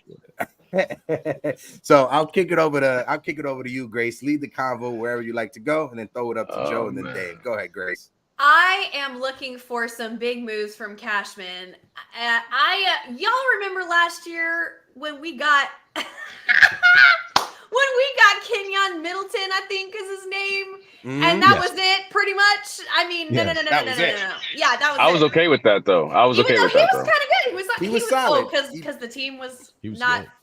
Good. Yeah, no, Kenyon was good. And as a matter of fact, I thought maybe they were going to sign him in the offseason, but they didn't end up doing it. But anyway, I'm looking for a big trade deadline from Brian Cashman this year. I think he knows how how special Juan Soto is, how special Garrett Cole is, how special Aaron Judge is, and the performance that these three guys are turning in this year is record book level performances, and that he's not stupid. You know what I mean? Like, he may be, think a little outside the box sometimes. Maybe he does his own thing. Maybe we question why he does things, but he's not dumb, okay? And he knows that this is the closest they've been in a while, and that the American League is ripe for the picking, so to speak. The Orioles could have stepped up and wiped us out. Yeah. And they haven't. They haven't. We're 1.5 games. We're tied in wins. We're tied in the win column with the Orioles. Okay. They've played, less games than we have, which is about to change in the next 2 weeks. They're about to catch up. But he knows. I'm looking for a big trade deadline from Brian Cashman this year. And I think Hal is on him too. I don't know why. I base that on nothing, but I just feel like I can't wait. And I don't want them to wait till the last minute either, but they probably will have to. Because that's just the way negotiations work. But man, it's coming. You guys hold on, y'all. Just give him a week, or how long until the trade deadline? 9 days, something? It's next Tuesday, right, Joe? 7 days. Yep, it's next week. 7 days. Next okay, Tuesday. Let's. Next Tuesday. 7 days, y'all. 7 days. And if after that we are looking the same, or we're looking, then I don't blame you. Then if you want to jump ship, you want to freak out, you want to do whatever, then it's kind of like, all right, I see where you're coming from. But right now, hold on, y'all. Hold on. Yeah. Go ahead, Joe. But the only thing I'm going to say is this. No, Grace, I agree, Just hold on. I get you. I really do. We need to improve this team. There's a lot of areas where we need to improve on. Where is it? Like, who are we going to get? Like, we've been hearing Chisholm, Rengifo, who's hurt. He's another guy who's, his wrist issue, a wrist issue. So who else is out there? And I don't want to say, bring up these crazy players that we would love to have, but they're really not available. So who's truly available that will be major upgrades over what we have right now? I don't know if they're out there. That's why I don't have the faith that they're going to be able to even do that. Mm-hmm. Like the starting rotation, it might be out there with a Crochet or a Schoolboy. Exactly. You like those are out there, but it's as far as improving this infield offensively. I don't. If you want to take the chance on Jazz, we could. I'm not against that, but I don't think that's Jazz is going to help us win a championship. Yeah. I mean, maybe he does. Maybe he goes off, has a 1,000 OPS, and it's the piss out of the baseball. Plays a wonderful infield. Maybe he could do that. I agree. It's it's just. What else is out there that we can get that will substantially help and improve this team from what we are now? That's the only question I ask. Maybe Jazz could catch on fire and he could be a BJ Upton or Daniel Murphy or Juan Pierre in the postseason for us. You never know, but I'm in agreement with you. I'm going to bring up, shout out to my guys, Cheesy Soul Cakes in the building, who says, good morning, blessed day. Can't wait till my Mets spank that ass again. Cheesy, I love you, my guy. If you guys, listen, look up, yeah, it is. This is what I tell you. Cheesy Soul Cakes is a phenomenal baker. I watch some of the stuff that he cooks on his Instagram, and I get hungry watching the stuff that he posts on his Instagram. This is what I'm gonna do on the next show. I'm gonna put Cheesy Soul Cake's Instagram in the description of the video so you guys can click his IG and see what I'm talking about. Shout out to my guy Cheesy Soul Cakes. I want to bring up 2 comments from Erica, because Erica says what you just said, Joe. This entire show, you and Erica, you guys like texting each other because you guys have the same exact takes. Erica said, all I'm saying is, imagine what would have been available if it wasn't for this new playoff format. There's literally only 5 teams that are completely out of it. And that's a great point. There's not that many teams that are going to be sellers. There's going to be more buyers than sellers at the market. And it's a seller's market. So if you're someone who has a Rengifo, a Schoolboy, a Garrett Crochet, you got ransom. You could wait for the best deal. You don't have to automatically trade it. And now that you got other teams involved, you could just get a bigger return for the haul. I mean, you could get a bigger haul back for the pitching that you trade away. So it's going to be interesting to see. That's a great point, Erica. Go ahead, Dame. Last year we saw what happened. We traded for Kenyon Middleton, and I think there was a reason for that, because the team wasn't good enough to win, and we all knew that. So why give away any of your prospects? Why give away any of your future for a team that was not gonna win? If they even made it to the playoffs, they weren't going very far. It didn't make sense. I praise Hal for stopping any moves that were gonna happen. Now I agree with Joe. I mean, right now we need offense, as we always do. We go into playoffs, we constantly need offense. That's what ends up being our backbreaker if we couldn't hit the ball. And listen, if you have an opportunity to get a Tarek Skubal, a Garrett Crochet, yes, you make that move because those guys don't, they don't grow on trees. However, what is there available on the trade market? Who's again, what is there available? We could want all these big name players, the Christian Walkers of the world, some of the guys that we mentioned earlier, the Randy Arozarena, so on and so forth. But are they going to be available? Probably not. Because these are teams that are fringe teams that, like the Rays, they're 3.5 games back from the last wild card spot. You got the Arizona Diamondbacks, same situation. So you got a lot of different teams that are right there fringe. And the last thing you want to put out to your fan base early is we're out. Because what's that do? You stop in ticket sales. Now you've given up, so the fan base is going to give up. And now there's no more money coming into the system as far as filling these owners' pockets. So there's not that much out there. Again, I think what is out there is pitching, is the Skubals of the world, is the Crochets of the world. You got a few players that are not really difference makers like the Jazz Chisholms. A lot of people are high on Jazz. I'm not that high on Jazz. I got to be honest. I'm really not. I've seen his body of work throughout the years, and I think the best part of his body of work was the cover of the baseball game. So of the show. So I hate to say it, it is what it is, but yeah, listen, Cashman, we know Cashman has sometimes come out of left field and made moves that were like, holy crap, how did he make that? Where did that come from? How did that come to fruition? That is the type of deal that's going to have to happen. Something that comes out of left field that nobody was thinking about. And, at that point, you get fans out there calling him Cash God again. But mind you, no, I've never said that. But Skubal and Crochet is probably the best out there. And again, are you willing to give up your Spencer Jones? I would for those guys because those are generational pitchers. Especially Skubal, the kid from when he started to where he's at now. Man, that kid is amazing. And you throw him into the mix, then the Yankees at that point have to win with defense. They have to win. You have to win with run prevention because unless the bats start to wake up, what are you going to get? You're not going to get much out from Glaber as far as production or a trade. You can trade Glaber. What are you going to get back? You're not going to get back much. So some of the answers might have to come within. It might have to be a Jorge Vivas. Bring him up. Give him an actual chance to play. But again, are you going to rely on a rookie to get you to the World Series? Probably not. So, I said it from the very beginning, and I'll repeat it. Cashman has made so many bad moves for so many damn years. It wasn't going to take one season to fix it. And everybody expected this season for it to be fixed. Everybody saw the Juan Soto, and me too. I love Juan Soto. I love the trade, and everybody was, World Series. Here we go again.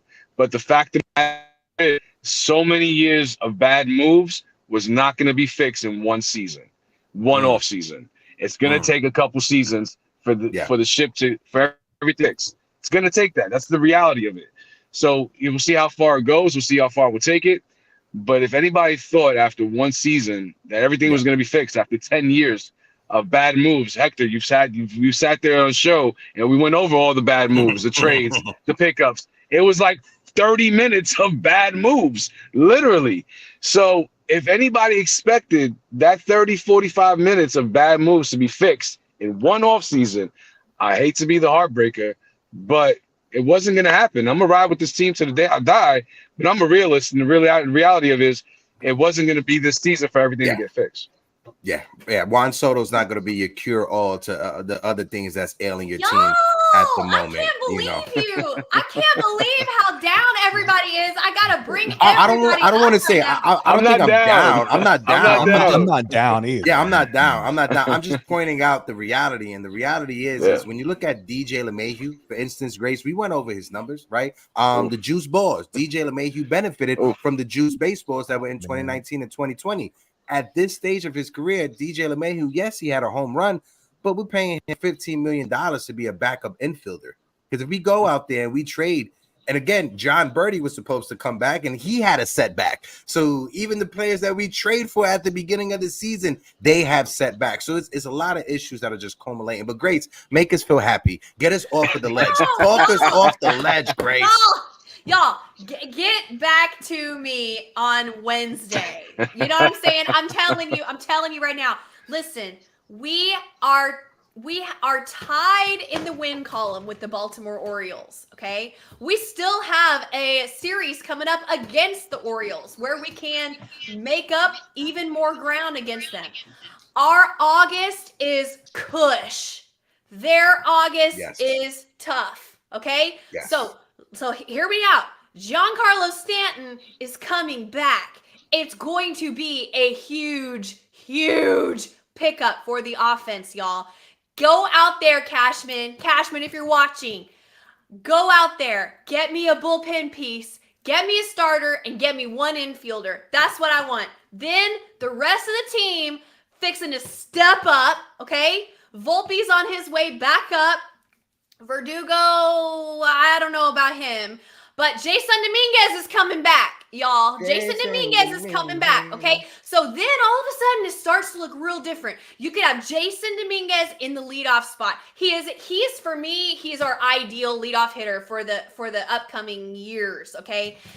You got Jason Dominguez in leadoff. Then you got Juan Soto. Then you got Aaron Judge. Then you got Austin Wells, and you got Giancarlo Stanton. Okay, all of a sudden the lineup looking real different. Okay, you got Ben Rice maybe down toward the bottom, and he's a good hitter and works deep counts, gets on base, down at the bottom of the lineup. Sign me up for that. Okay, so now all of a sudden we're looking real different. Okay, we got Garrett Cole coming back into full ace swing. Okay, Rodon looked better yesterday, and Schmidt's coming back. Okay, so get me an infielder. I don't care if it's a second baseman or a third baseman because we will move the pieces around wherever we need to. Okay, we get an infielder, we get a starter, and we get a bullpen piece. Call up Neely from the minor leagues, okay, to reinforce the rest of the bullpen. And y'all, we are in it. We are right now. We're tied in wins with the Baltimore Orioles, okay? Mm-hmm. We are not out of the conversation at all, y'all. We are this. It's right in front of us.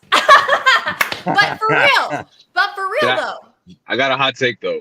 Okay. I would almost not want to win the division.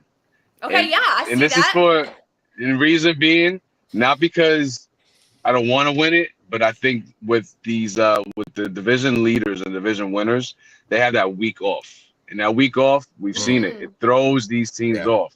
You know, not everybody's Houston. Houston did it, and they're a different breed. Those guys have been winning for years. They know how to prepare. But you get teams that win the division, they come back, and all of a sudden they're getting swept or they're getting beat down because they have that week off. Helps your pitchers, but kills your offense. Swings are off, everything is off. Next thing you know, you're out of the playoffs. So I'll take the first wild card. Keep that momentum going. Imagine Big G with a week off. Yes. How long is it going to take Big G to get back on track? You know, Big G's going to come back, guys, right? Yeah. And mind you, Big G's going to be a big part of this team. However, it's going to take him 2-3 weeks to get a swing back, to get him back on track. Big G's going to look like a mess for the first 2-3 weeks when he gets back. Once that passes, once he's got everything aligned again, he'll be fine. And that's the one thing I'm scared of is that if we do win the division, we happen to get that week off, and all the momentum and everything that we worked on pretty much falls apart, especially with an offense that's already what it is right now. I'm going to throw it over to Joe to get his last take before I let him go because I know it's 12:30. And just for context, Giancarlo Stanton, he hasn't played baseball in over a month, right? Still, he is tied for 20th in Major League Baseball when it comes to home runs. Again, it's been over a month since Giancarlo Stanton has hit a home run, and he is still tied for 20th in all of Major League Baseball with 18 home runs. Go ahead, Joe. Let's get your final last words and let you enjoy the rest of your day. Brother. Again, always appreciate you joining us on the Tuesdays. Thank you so much, absolutely. Joe. Of course. I love it. I have a lot of fun. But to Grace's point earlier, that lineup, the Martian, Soto, Judge, Giancarlo. Who am I missing? Wells. Okay, so that's your first five. That's good. Yeah. So then it's okay. So now we have to get another infielder. Mm-hmm. Is Jazz at the bottom of the order? Would that be good? He's a leadoff hitter, but at the bottom of the order, would that maybe at 9 to turn the lineup back over? You have Anthony Volpe maybe at 7, Ben Rice maybe at 6. You have Volpe, not Volpe, Torres. I guess he's gone in this scenario. In my scenario, he's always gone. Yeah. He's gone. So that might be good enough maybe to overtake first place because the schedule does get easier. But then it's the matter of, okay, we traded for Jazz. Are we good enough to win a playoff series then with this team, with that lineup? Can we beat a Houston in the playoffs? Can we beat the Twins or the Royals? Yeah, maybe. Yeah, I think so. But then it's the Guardians and the Astros and the Orioles in the postseason. So we'll see. I don't know if it's a World Series team, but it's not a bad team. But Grace, a lot of things have to happen where the Martian has to be 100% healthy and Giancarlo has to be 100%. But if all that happens and we grab an infielder, a bullpen piece, and a starting pitcher, if we could do all that and you get these pieces back, then yes, I agree. We're looking 10 times better, but it's a lot has to happen. That's the problem with Cashman. That's the thing. That's the thing. That's the problem with Cashman. So many years. Appreciate you, Joe. Definitely appreciate you. See you next Tuesday. Guys, make sure you guys go and tune into the ship. It's my guy, Joe. Hi, Joe. You're the best. Yes, sir, Joe. Yeah, you're the best, Joe. Love you. Like always. Damien, you still good to rock out or you got to dip out? Because I got about 5 minutes. Copy. So I'm going to put the link for the open panel in the chat. You guys are more than welcome to join myself, Damien, and Grace. We're going to have this conversation. We're going to keep it rocking until about like 12:45, 12:50. We do have the Subway Series later on today. I will be at Yankee Stadium, outside of Yankee Stadium, doing content for Latino sports. So if you're outside of Yankee Stadium, look for me. I'm going to be walking around with a big bright red t-shirt that says Latino sports all in the front of it, interviewing fans outside of Yankee Stadium. So make sure you guys pull up. It's going to be a good time. Dame, the floor is yours, bro. Let's get your take. Now I was gonna say it's so many years with Cashman teams. The one thing we always say is if everything goes right, that's constant. If everything always has to go right for the team to go to playoffs, everything always has to go right for the team to make it to the World Series. There's always that big if everything goes right, if this person stays healthy, and it's normally not. If this person comes back stronger than ever, normally not. There's never a foolproof plan with Cashman. So you never go into a season saying, all right, this is a team, this team can go deep. And it's always, well, if this person plays well, or if Glaber gets to this, or if G stays healthy, there's always an if. Always if. And in which basically you're boiling down to hope. And you can't play with hope. And you can't win with hope. Hope is not a strategy. And the Yankees strategy for the last decade has been hope. Yeah. And the Yankees can't win on hope. You can't do it. And it's enough is enough. You got to stop winning on hope. So that's what I wanted to say. Let me say one thing, Damien. And I want to say that even if y'all and everybody in the chat and everything, let me just say this. Even if Giancarlo Stanton comes back and takes a week or two to heat up, just his name being on the lineup card. Yeah, his presence. Exactly. Yeah. I totally agree. Just him standing in the box is going to get better pitches for Aaron Judge or for whoever is in front of him. Yeah, for Doogie. Yeah, for Verdugo. Yeah, whoever. He's going to make a difference even in the energy of the team, even in the mentality of the young kids who have been looking up to Giancarlo Stanton for years. Just his name, just him going over to the bat rack, picking up a bat is going to be big for this team. Of course. So I want to say everybody, because Giancarlo's our man, Damien. We've been repping him all year. Give him a little bit of time. Give him a week. Give him 2 weeks to heat up a little bit. Okay, let's not have overarching like crazy expectations for this man. But regardless, having him back day one is going to be a difference. That's my only issue with them not deciding. I don't know if they decided it yet, but I hope they do. Let them get some minor league rehab games. That's my biggest thing. They have the machines or whatever now, but that doesn't simulate live pitching. It doesn't put you in game scenarios. It doesn't put you in that game feel. You're in a cage. And I think if anybody could use rehab games, is Big G. Because let's face it, the first month of the season, he wasn't great, right? Wild misses, struck out a ton. Again, his presence alone allowed the other rest of the offense, which was the top offense in baseball, right, to do what they did. So again, his presence alone means a lot. Whether he's going to be Big G before he left, probably not, because again, it's going to take him a few weeks. Again, that's why I would pray and wish they give him at least 3 rehab games. Let him get 12, 15 at bats. Get him a little bit ahead of the curve, because it's going to be rough for him coming back. It really is. So yeah, no, definitely. And when you look at it, right, not only Stanton is coming back, right, but we got John Birdie, who I know he had a setback, but he's supposed to be coming back as well. And we got they gave him PRP. We got Scott Efros, who's supposed to be coming back as well. That's going to help our bullpen. So we do have some pieces that are going to be coming back on top of whatever additions Brian Cashman makes at the trade deadline. But everything is pointing, Aaron Judge had some comments last week talking about the front office, improving the team. That's the front office. Juan Soto yesterday, after yesterday's game, saying that it's going to need more than 2 people in order for us to get to the World Series and eventually win the World Series. I do not remember the last time watching the Yankees as a Yankee fan, or even covering the Yankees as a content creator, right? I don't remember the last time 2 of our main keys in the lineup in the middle of the season, a week before the trade deadline, came out publicly and said the front office has to improve this team.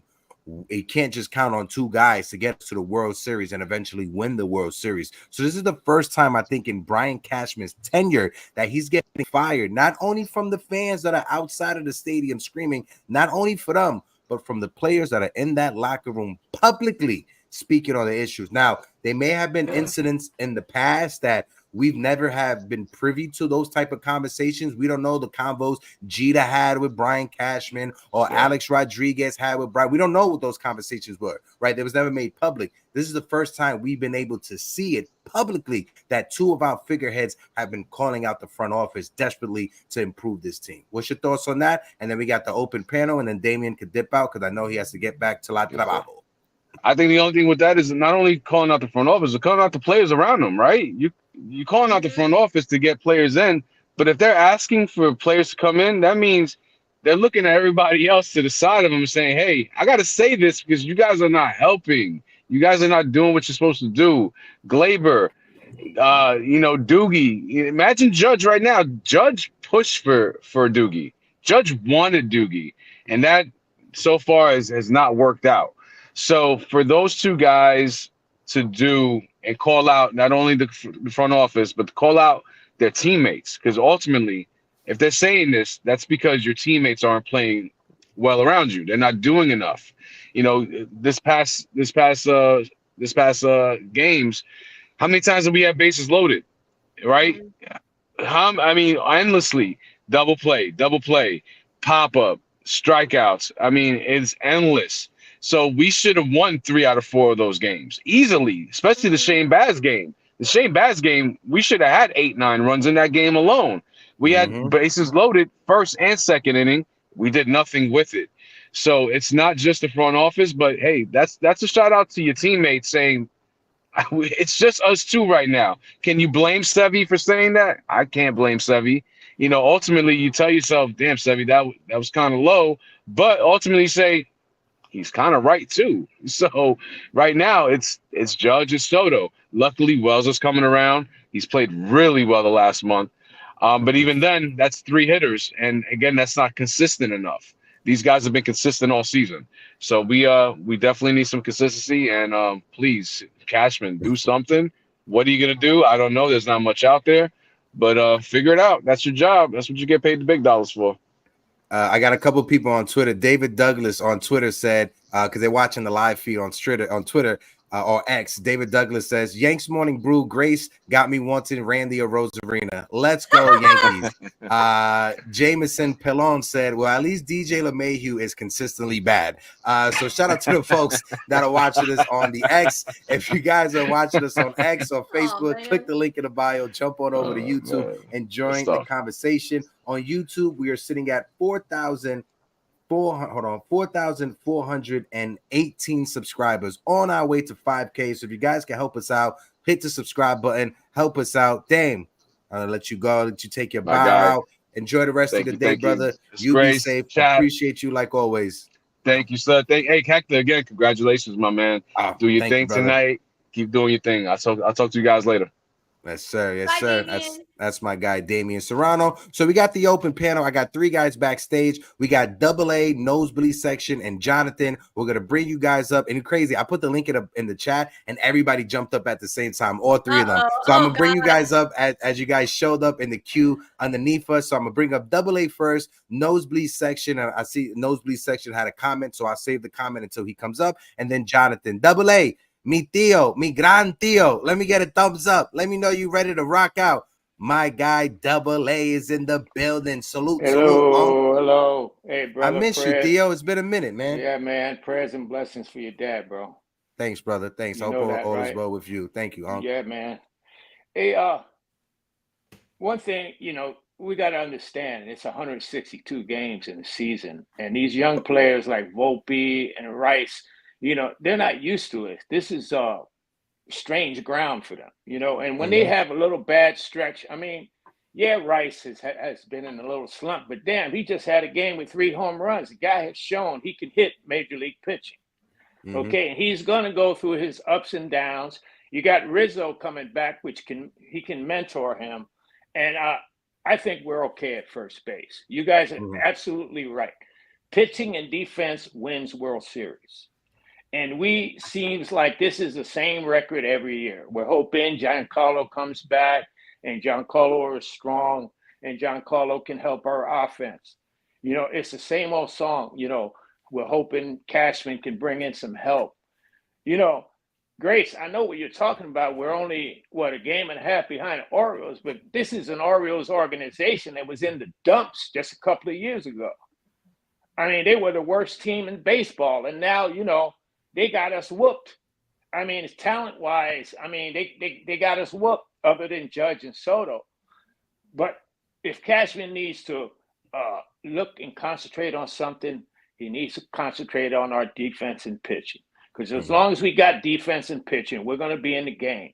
Defense and pitching wins those games where you're not hitting. We've had many games where our offense can only produce 1 or 2 runs.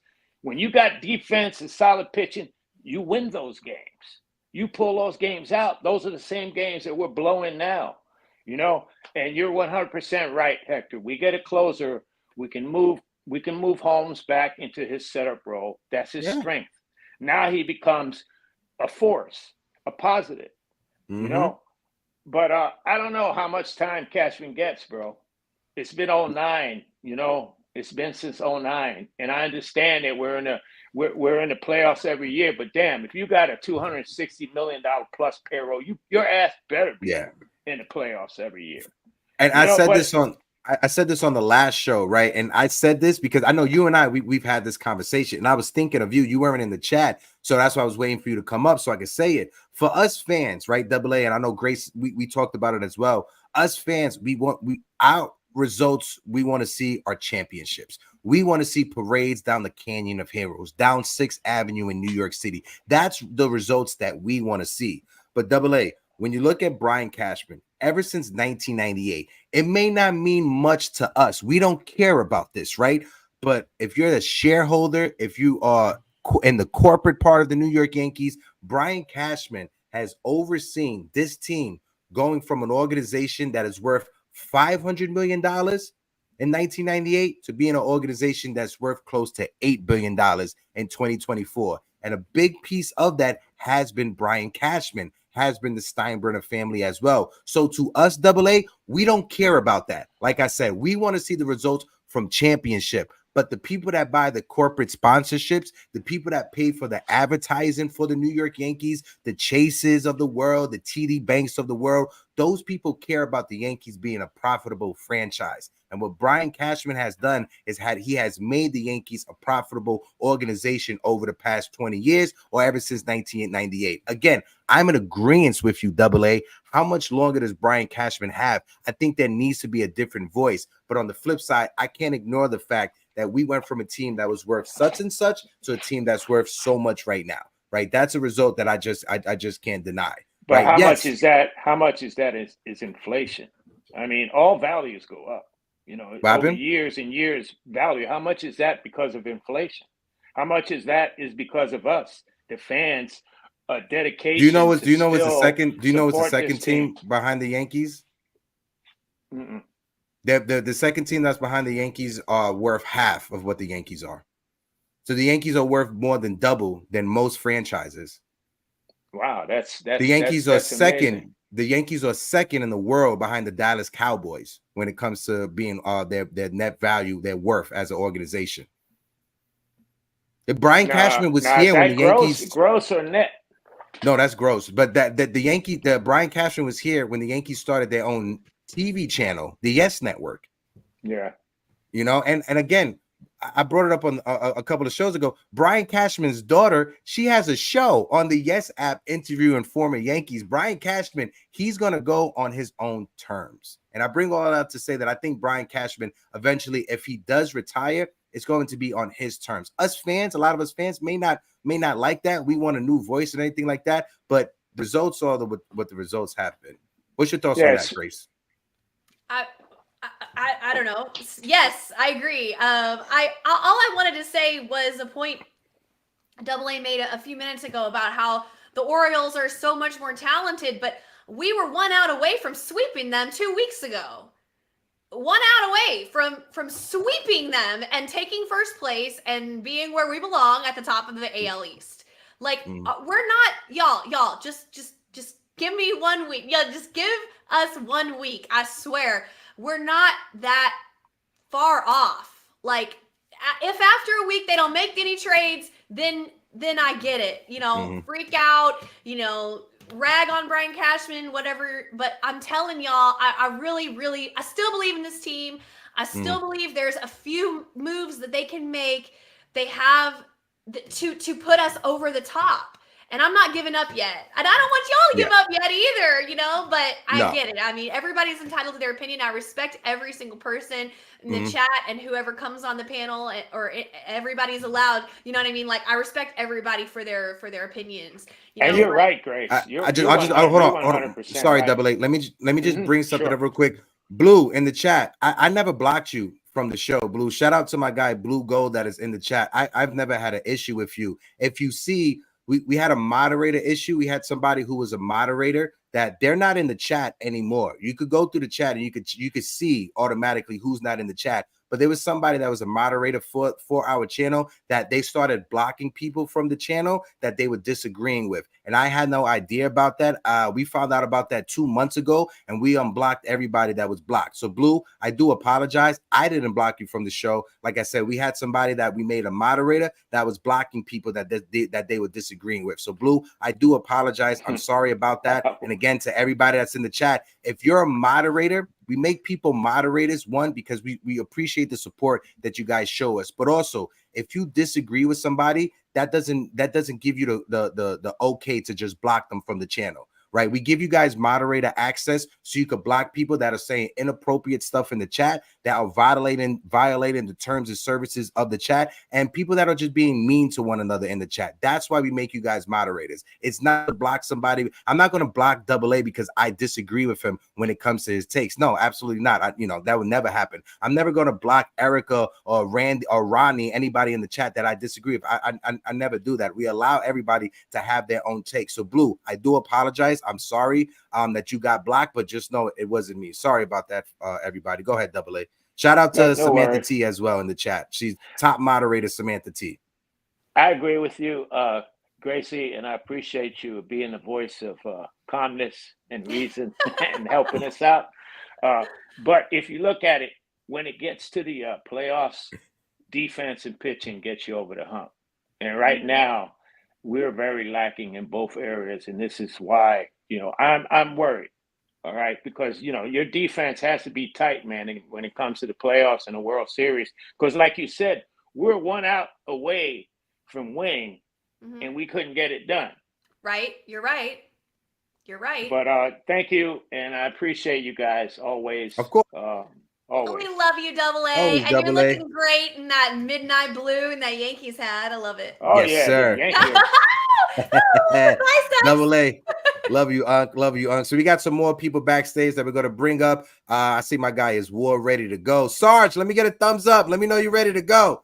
My guy Sarge is ready for the war room. Trade deadline is a week away. Old Sarge is ready to go. Sarge, you got some MREs, but you got packing in there. No, it's taking a week off. So working from the home office, get a little range day coming tomorrow. And I figured, nice. Old Sarge put on his whole gear because he's coming in hot anyway.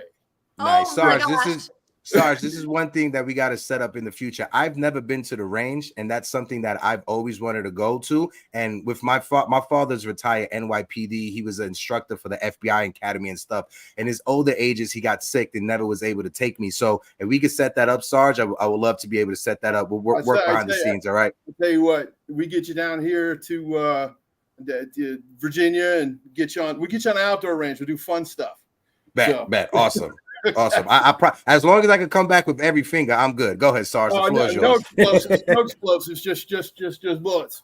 But all right, yeah, just with everything that everybody's been talking, and just one quick correction for Double A. Pitching and defense, pitching and timely hitting wins you championships. So the timely hitting needs to come back. Defense, it is what it is. I was not impressed, and I was going to be even hotter coming in on Tuesday if they had lost this series to Tampa Bay. Understandable. I'm kind of in that. I'm in that place of if this team can't get it done, then why trade for anything? So, which was last year's thing. I want them to win. But I see so many problems as being organizational. Like Volpe. I've been long been saying, Volpe, hey man, go with the trainer that you had during the winter. Because the guy that you were with during the winter had you squared away. Now you come in and whoever's doing Rousing, whoever, I think he's screwing these guys up. I think all that's organizational. So a lot of that stuff has to be cleaned out. I don't want to see any of the top 5 prospects go because Grace has been saying, hey, these people have to come back and play. They have to come back and they have to, regain what it is they were doing, come off the IL and play to the way they were playing in the first part of the season, so on and so forth. And so much depends on that. Are you going to empty out the farm system for a Hail Mary pass, so to speak, to get one player? There isn't enough. I don't think there's enough farm system to cover all the dead sticks and the empty gloves. So, Stanton has to come back. Gray Stanton has to be who he was. And who doesn't love skinny Stanton? He did everything that the fans asked of him, except stay off the IL. But no, stick Rice between him and Judge, and get Dominguez back in here. So much more depends on that. In the end, that's probably the best way to say it. More depends on that than the trade deadline. Yeah. So, no, definitely. Go ahead, Grace. Go right. Yeah, you got to have a couple things go right. I agree with you. That's the fun of baseball. That's the magic of the postseason, right? You got to have a little bit of luck. You got to put together a roster, and then you got to have a little bit of magic, right? Like the Rangers had last year. Yep. So I see what you're saying. I think we're closer than we want to believe because I feel like the detriment of us as fans is that we compare the Yankees to the Yankees of the past. We need to not compare them to the Yankees of the past. We need to compare them to the current teams they're going to face, the Guardians, the Orioles, the Astros. Do you not believe that our team in a postseason scenario, in a best of five, a best of 5 or best of 7, could beat the Dodgers? Do they look that much better? Do the Orioles look that much better than our team? I don't think so. Nope. So if we make a couple strategic moves, and this is where the magic has to come in, we have to have a couple players play better. We have to make a couple moves that help, and we have to not give away the whole farm, maybe just a couple pieces, right? Now we have to have all those things go right, and then we can win the World Series. But all the other teams are saying that too. You know, it's made the best man win, but yeah. If the Orioles were that good, Grace, the Yankees would be buried by now. Exactly. There you go. Thank you, because that's the point that Grace brought up earlier with the Yankees. And you know, I'm gonna save this just a little bit because I know nosebleed section is backstage, so I'm gonna wait till the gun. But ever since June 13th, right, the New York Yankees, we have the second worst record in all of Major League Baseball, right? Ever since June 13th. And what correlates to that is Giancarlo Stanton going on the IL, right? What correlates to that is Carlos Rodon, his sudden decline, Marcus Stroman's decline just a little bit, Luis Hill taking a step back, you know, Garrett Cole coming back off of the IL, but him needing to find his rhythm out there. And, you know, I think Cole has found it over this last few starts. So there's a lot of things. And I think this team, yes, it's easier to say in 2024, we're a lot better and closer to a championship than in 2023 because we have Juan Soto. Juan Soto aside, I still think as a whole, our starting staff is better than last year. Even with the struggles of Carlos Rodon, even with Marcus Stroman's struggles over his last few starts, I still have faith that this rotation we have this year is better than what we had last year. And we still are waiting for Clark Smith and Cody Poteet to come back. So we do have some reinforcements with the rotation. And this is where I say, Hank, that a lot of this is organizational. I mean, we've harped on about Twinkle Toes Judge and you know, people not being able to lead and do whatever. But we talked about the hitting there. You know, the organizational philosophy on hitting is screwing up people like Verdugo. It's screwing up Volpe. It has to be the same with the pitching. And Matt Blake is a genius. But, you know, why are certain people throwing so many sliders when they should be throwing fastballs, so on and so forth. So they have all those organizational things that need to get turned around and do whatever. This team is much closer to what they were at the start than what they are now. Yeah. And so, you know, now it's about pulling the right levers and doing the things that need to be done, but they got to come back and they got to do those things. And like I said, more depends on players getting healthy than on the trade deadline. I guess Nosebleed is backstage. I'm gonna let him have his day. All right, kids. Grace, lovely as ever. I'm gonna take you off the screen. You're gonna be backstage. I'm gonna leave my phone number in the private chat so you can grab my phone number. All right, Sarge? You got it, boss. Copy. It's my Bye, guy, Sarge. old Sarge, right there. Sarge, he's a legend. Love Sarge. Let me just put this in there for Sarge. I'm gonna bring up Nosebleed, then Jonathan, and then we got Erica Garcia. All right, Walls of Jericho. You know, we are going to finish it up with our good friend Erica. Been missing Erica in the conversations. Nosebleed, let me get a thumbs up. Let me know you're ready to rock out. My guy, Theo Nosebleed is in the building. ¿Cómo le va, Theo? Oh, you're muted. Wait, your audio. The technology. So it would help if I turn it on, right? There you go. There you go. Now we can hear you. Go ahead. Oh, wait. Rodney Green in the chat said, literally, there is nobody in the league that we can say is a definite World Series contender. Not one. Everybody, they have holes to fill. Absolutely. Go ahead. Go ahead, Nosebleed. All right. So you were going to bring up a comment you said?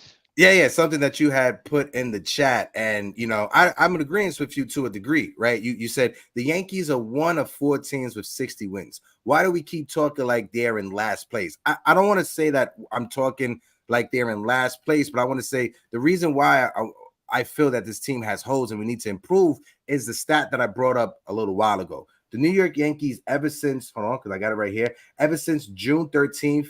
The Yankees, we have been playing to a record of 10 wins and 23 losses. We are the second worst team behind the Chicago White Sox by half of a game. That's a .323 winning percentage. And there's a lot of things that factors into it. I brought it up. Giancarlo Stanton going down. the starting rotation taking a decline because they were overachieving at the start of the season. Clay Holmes and the defense behind him suffering as well. So there's a lot of things that correlate to that, not just the team as a whole sucking, but just the injuries here or there. Volpe is coming back because he definitely needed the break, the All-Star break, because the last 4 games he's like starting to come back to where he was in the beginning of the year. Mm-hmm. The pitchers are starting to come back a little slowly, but they're starting to come back. Wells starting every day seems to be the right person that we have behind the plate, and he's doing really good in cleanup. He's giving Judge a little protection, and I think that's going to start. You're going to start to see more production in this whole lineup. Yeah, we have been better over the past 2 weeks than we were the previous 2 weeks, right? We are playing a hell of a lot better as of right now, right? But there's still some inconsistencies that we would like to improve. The lineup, I think finding a perfect balance in the lineup is one thing. D-Train puts it in the chat perfectly, right? When you look at Glaber and DJ LeMahieu, if they were performing to what they did last year, D-Train says, honestly, if we had the same level of production from Glaber and DJ from last year, we would definitely be in a better position right now. Dare I say, we would probably have at least a 5-game lead in the division. And I have to agree with D-Train, because when you look at LeMahieu and when you look at Gleyber Torres, this year they are having the worst years of their careers production-wise, both offensively and defensively. Even if DJ LeMahieu wasn't able to bounce back and beat DJ LeMahieu for 2019, 2020, we all thought and believed, well, at least he still is a Gold Glove defender. This year doesn't seem like he's that same type of defender he was in previous seasons. What's your thoughts on that, Grace? Yeah, I mean, absolutely agree. I mean, but you know, you can always look back. Every season you can look back and say, oh, if this person would have done this, if this person would have done this, or if this person hadn't got injured or whatever, you know, it's frustrating, but that's the way it is. That's just the way it is now. You know, the game has evolved and changed, and you know, the trade deadline is what it is because there's more teams involved in the conversation than ever before, and you know, more teams have money than ever before, and it's not just the Yankees and everybody else how it used to be, you know, and you know, you gotta do what you can do, right? I think moving Wells up was one of the best things that Aaron Boone or whoever made that call have done in the last 2 months. Moving him up, playing him every day. I know it was because Trevino got injured, but regardless of the reason, moving him up in the lineup and playing him every day was huge for this team. And I saw a statistic last night that out of the rookies in the American League, Austin Wells has the 3rd highest F4 of every rookie in the American League so far. If his offense keeps going how it is now, he's in the Rookie of the Year conversation. That might be a hot take, y'all, but he will be in that conversation. Like, whether you agree or not, the numbers don't lie. This man is low-key having a great year. He got taken out of the starting position. He's been through it. He's been moved up and down and all which way from Sunday in the lineup. But he has been quietly having a great season. And if he keeps going, he'll be in the Rookie of the Year conversation. I think Luis Hill will win. Okay? And I want him to win. He deserves to win. But just him being up there in that conversation is huge for this team. Two of our rookies are playing out of their minds. Okay? Like, let's just call spade a spade. Yeah. You know? I mean, let's see what Cashman does over the next couple days. Y'all, we can revisit this. I think, you know, like Nosebleed said, you know, we're one of 4 teams in all of baseball that has 60 wins. You know, and it's hard, like I said, because we compare the Yankees to the Yankees, and we need to compare the Yankees to the rest of the league. And nobody, I can't remember who said it in the chat. Rodney said in the chat, nobody is standing out as they're going to run away with the World Series this year. Nobody. So, Cheesy Soke says, "Can you say y'all in one more time?" I had to show y'all my shirt. I wore it just for y'all. Shout out to Grace. Go ahead, Nosebleed. Go ahead. My fault. Go ahead, brother. I think a lot of the hitters' problems are because they're bouncing around, going from leadoff to the Yeah. middle of the order, back to the leadoff. And I think that's where Rice was starting to struggle because they kept bouncing him back and forth. Just leave these Agreed. people alone and just Agreed. let them be. Agree. 100% agree. 100% because he has to have some type of consistency. This is the one thing that we have been complaining about. It's the big C word, we call it, consistency. Where is the consistency in the lineup? Where is the consistency with how you manage the bullpen? And we just want to see that. I get it. You have so many injuries. We came into the season without a leadoff hitter. He's trying to find whatever he can. And God bless Aaron Boone and God bless whoever is coming up with these lineups. I cannot blame Aaron Boone for the lineup construction when these are the players he have been given. These are the players he's given. I can't complain and say Aaron Boone is horrible because these are the players that are on this roster. It's not Aaron Boone didn't construct this roster whatsoever. Right. So Aaron Boone is trying to do the best with what he has right now. And the best at what he have is having Ben Rice, who for a time was one of our hottest hitters in the lineup, but moving him up and down from the leadoff spot to the cleanoff spot, I think it's messed with a young kid's head. It would mess with any veteran's head. So I definitely believe that it messed with a young kid's head. But Nosebleed, last words before you go. What's your thoughts for today's Subway Series? What's the score? I think the score is going to be 6-3. And I think the Yankees sweep. And I think that's what I'm talking about. I knew Nosebleed was going to come up here and have my back. Nosebleed, appreciate you, my guy. You have a good one. Open door policy like always, Theo. Thank you. Have a good one. Have a good one. So we got Jonathan and we got Erica. Jonathan, let me get a thumbs up. Jonathan, my guy. What's good, handsome? Thank you. Oh, let's see. Mr. Hamptons. What? Mr. Hamptons. Mr. Hamptons. Mr. Fancy. Hamptons. Go ahead. Hamptons. Why do you think I'm? No, because last time we was here, I was like, "Are you in the Hamptons?" You're like, "No, I just came from the Hamptons." So that's why. No, I didn't just come from the Hamptons. I haven't been to the Hamptons in a couple of years. Okay, well, how about this? Next time you go, you take me, Jonathan. Let's get your take on the team, my guy. Well, there have been a couple of good games recently. I enjoy. I haven't been able to watch the games. I was on the train the other day, so I was listening to it on my phone. But in terms of this lineup, I think I've been trying to look at any updates on Jason Dominguez. I think he's the perfect leadoff that they need. Mm-hmm. I think if Jason Dominguez was in this lineup, I think he'd probably go very far in the playoffs. Oh man, I missed him so bad. I don't know what's wrong with Verdugo. He's done a complete 180 over the last month. Do you notice that every Yankee hitter that's been struggling seems to be always looking to pull the ball? Have you noticed that in every game? Yeah. I'm just curious if me, an average fan, can figure that out. Why can't the Yankees make the adjustment to all their swings? Everybody.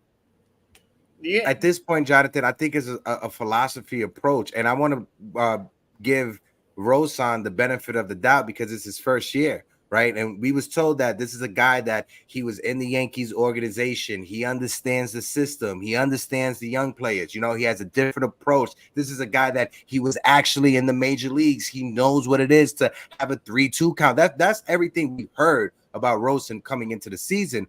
But the results are almost identical to what they were last year. Gleyber Torres is actually having a worse season this year than he had last year.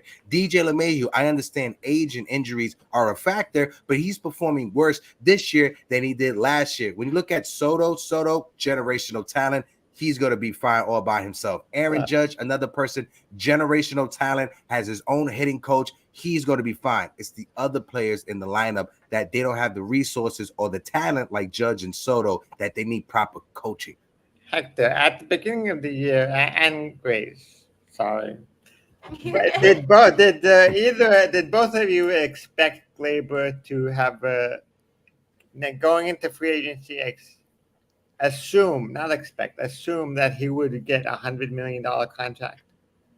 I didn't think he'll get $100 million, but I thought Gleyber Torres would have a phenomenal season because of what he did in spring training. Gleyber Torres killed it in spring training, hitting well over 300. He switched his batting stance. We saw a different approach to Gleyber Torres. He wasn't striking out as much, and then the season started in Arizona, and he just couldn't find the hit. Then he reverted to his old batting stance and old habits and bad habits, and you see Gleyber Torres and his numbers what they are right now. Go ahead, Grace. I'll throw it over to you to get your take on it also. No, I know why Jonathan left me out, because it's a Gleyber Torres question. I didn't have faith in him, unfortunately. I hate that. I want to, but I didn't. I didn't. I'm just gonna be honest. So would you, any of you, offer him a No, I ain't offering him a bus ticket. I ain't offering him an invite to a birthday party. How about I'll give him a discount. I'll give him a discount code for his Uber to this fucking airport. That's what I'll do. So why not go out and try to trade him? See if he has any value to any team. Jonathan, we're lucky if we could get a vending machine back for him, right? If I could get a ramen vending machine back for Gleyber Torres in Yankee Stadium, sign me up. Joey Gallo. Joey Gallo was worth less than Gleyber Torres. But hold on. What is? I see what you're saying. I see what you did there. Where's Clayton Beater right now? Injured. All right. Who did we give up for Joey Gallo? Joey Gallo for Grace. Who's the third baseman from Texas that you wanted? Yeah. What's his name? Josh Smith. Who did the Yankees trade for Joey Gallo? Josh Smith, and a third baseman who's a left-handed hitter. And Ezekiel when Duran. We need a third baseman, and Ezekiel Duran, who's an infielder. Great. He would be an amazing bench piece for any team. On our team this year, he'd be starting. Yeah. So why do you think we even made that trade? Why? Joey Gallo has a history of because stupid Yankee fans like myself were screaming for Brian Cashman to trade prospects and to get players, right? Well, stupid fans like me who hold the L for screaming on Twitter, we need to get Joey Gallo. We need to stop the Red Sox for trading for Anthony Rizzo. What has happened since then? We got the Anthony Rizzo Foundation and a bunch of cute dog pictures. That's it. I was one of the people that told you a long time ago, I don't want Joey Gallo. He's a 200 strikeout, and if he can't hit home runs, he's useless. Jonathan, I agree with you yet again, and I did not want Joey Gallo, actually, and I'll tell you why, because I'm in Texas, and I've seen a lot of Joey Gallo. When he was a Ranger, I saw a lot of Joey Gallo, and let me tell you, I knew from jump that was going to be a horrible trade, and unfortunately, I was right. I hate that happened that way, but let me tell you one thing, Jonathan, about what you were saying about Gleyber Torres.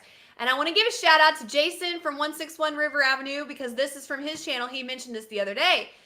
The Braves' second baseman just went down. They're still in contention. It's going to be a team like that. Maybe they think, hey, let's get Gleyber Torres. Yeah. He can offer us some production. Maybe they think they can fix him. Maybe a change of scenery would help him. And I really believe that, because that man is talented. It's just not working out. So what would you like? Jonathan, my fault, Jonathan. Just because we got to get out at like 125, 130. Just want to get your last take because we got Erica backstage. I want to be able to bring her up and get her take. Last take, Jonathan. Go ahead, brother. My fault. I think the Yankees are going to make 2 or 3 minor trades, nothing major. Don't expect them to add a lot of salary. Okay. And there's possibly going to be some names that are going to surprise both of you that nobody is thinking about right now that's going to be traded. So just be aware in 9 days when you come back on Thursday, on next Thursday, you might have your mind blown. Well, we're going to see that. Jonathan, my guy, appreciate you like always. See you in the Twitter streets. And, you know, Jonathan wants people to know that he hasn't been to the Hampton in a few years, so stop bringing it up. Shout out my guy, Jonathan.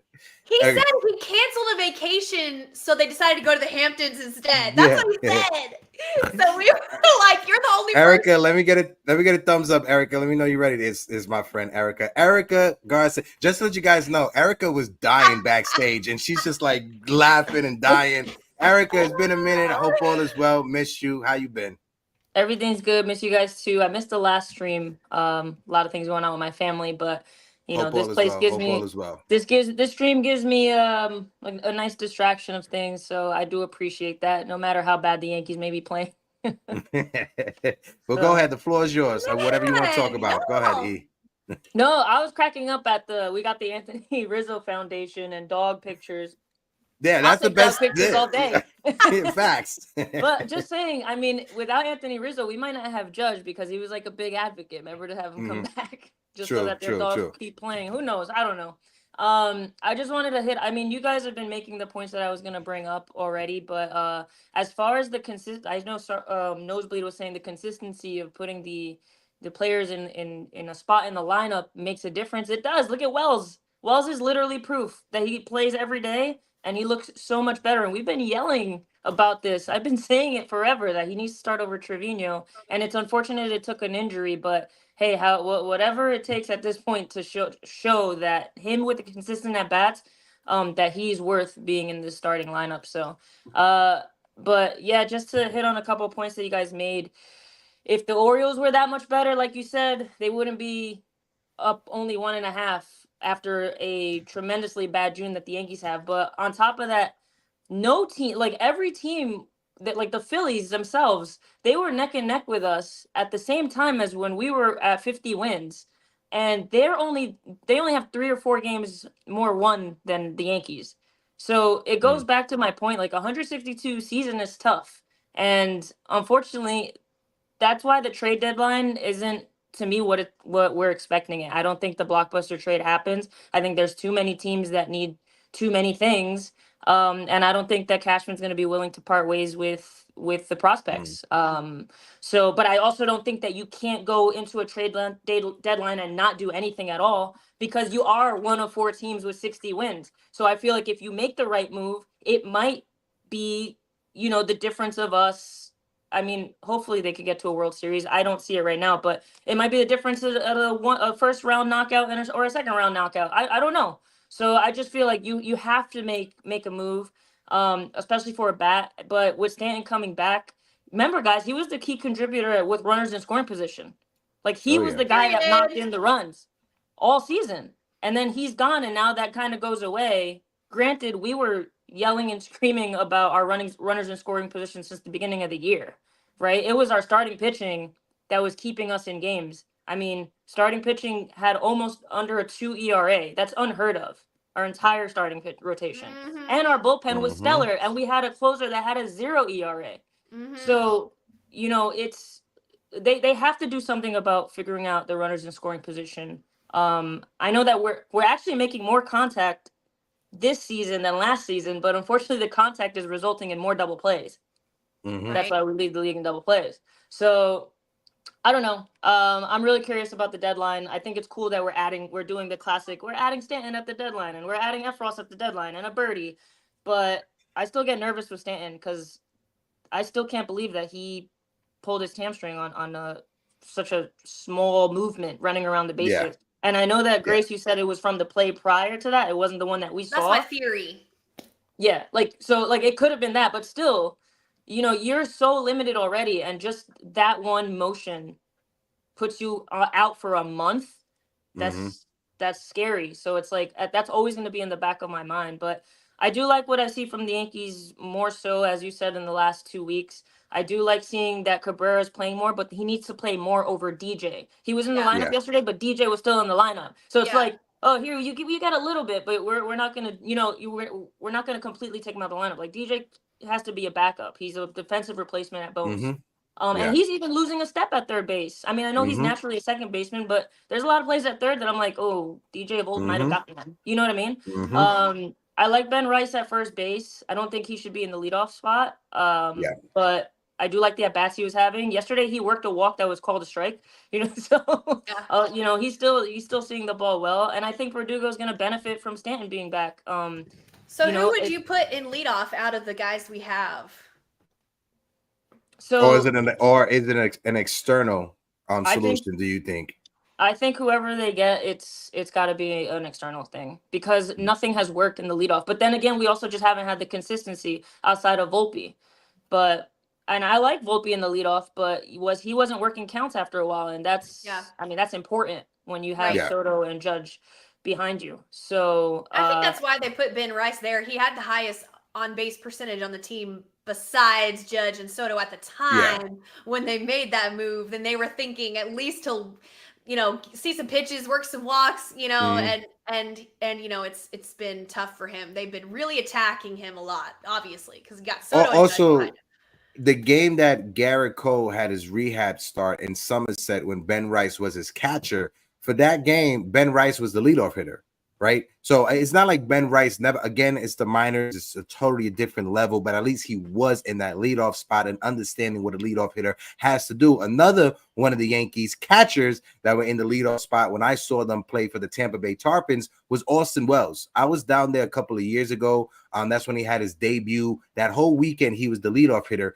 in that spot. He had a home run that left George and Steinbrenner Phil. Everybody was losing their mind. So maybe Austin Wells could be a candidate if we're looking at who we have on our roster. But I got to agree with Erica. It has to be an external thing. And the leadoff spot has been an issue for the Yankees ever since Brett Gardner retired. Right. And I brought that up in a couple of shows ago. Granted, DJ LeMahieu, phenomenal seasons in 2019 and 2020. But let's be honest, he wasn't a pure leadoff hitter. He's not a natural leadoff hitter. He's a natural two-hole hitter, a phenomenal two-hole hitter, but I don't think he's a natural leadoff hitter. And I think that's been an issue for the Yankees ever since the Gardy man retired. Yeah, we need a leadoff hitter bad. Yeah. We'll see. I mean, we'll see what Cashman could do. I just don't see it being as the trade, what we're talking about, what we've been talking about the last 2 hours. Like, I don't think that's what it's going to be. It's just going to be something analytical. It's going to be a added bullpen arm. They're talking about Chad Green. Like, it's going to be something we're just like, oh, okay, whatever. This doesn't really move the needle, but Chad Green is having a solid bounce back year. He is pitching good out of the bullpen. Apparently, he's not striking out as many guys, though, and that's the thing that the Yankees are missing. We have no strikeout guy. They don't have a put-away pitch in our bullpen. Okay, but Hamilton, it will be coming back. He was a strikeout guy. He's coming back. He was starting to struggle, though. I don't know. Yeah, he was, but he was nursing an injury. He got injured. Now he's coming back. Come on, y'all. Come on. I'm trying to be positive. I'm not being negative at all. Yeah. I think what sucks is that we have been seeing a really bad team for the last 30 days. Like 33 games. Like, it's rough to be positive about a team that I've been struggling to even watch. But I do think that they do have a good team, and with the right moves, you can improve it. I just don't know what those moves are because there's too many people or too many teams in it and too many teams that need to fill the same holes that we do. Yeah. I think we'll get one big piece and two little pieces. This is what I want. I want three pieces.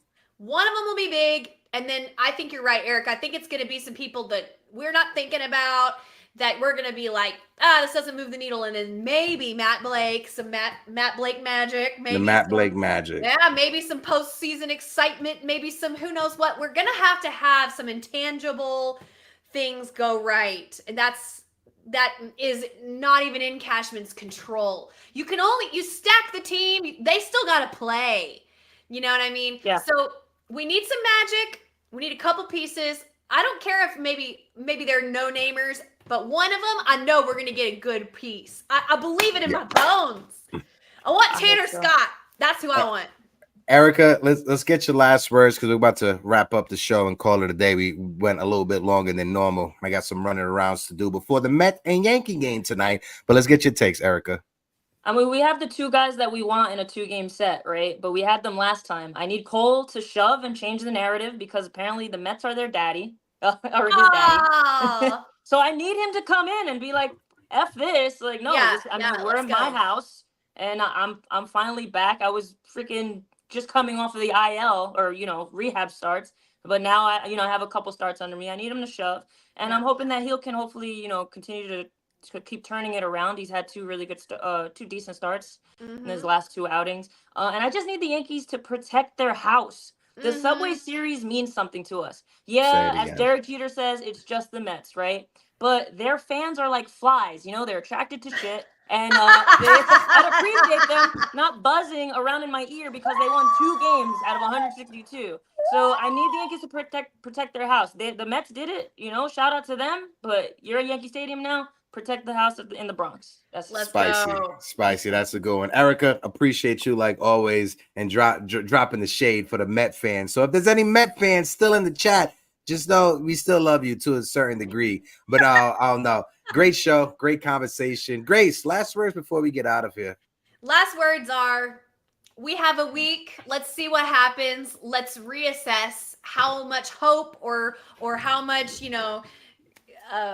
distrust we have after the deadline. We have a week. Cashman's on the phone. Other teams are calling us. Things are about to go down. Nobody's made any trades yet. Nobody's made any blockbuster trades yet. None of the pieces have been taken off the table. We're still in the conversation. Let's take care of the Mets. Hi, Truth Always. Let's take care of the Mets and head into, the Red Sox this weekend. Well, listen, we gotta pick up these games. We gotta pick up these games against the Mets. We gotta handle business because they're talking too much trash. Protect our house. Absolutely. Protect la casa de nosotros. Protect it. Shout out to D-Train in the chat. Shout out to Samantha T also. Ronnie Green is in the building. Christopher Cancel. Even though you a Met fan, Chris, just know you still my friend over here, my guy. Salute to you. Truth always. There's always love. Truth, there's always love. Got to shout out Old Sarge. Razil the Great. My man, Razil the Great. Stefan B is in the building. Save situation. Again, shout out to everybody who joined the open panel. To everybody that's in the chat, appreciate you guys. Make sure you guys tune in this Thursday that's coming up. Support the channel. Hit the like button. Hit the subscribe button. Like I said at the beginning of the show, I will be joining the Latino sports family. That changed nothing here on Morning Brew Sports. I will keep on doing the same thing at Morning Brew Sports, but I will be a part of the Latino sports family, a part of the Latino Sports Writers and Broadcasting Association. Appreciate all of you guys for all your love and support. And until next time, drink your water, say something positive about yourself. That's my bestie, Grace Monroe. I'm Hector. Deuces. Where's the button? Bye.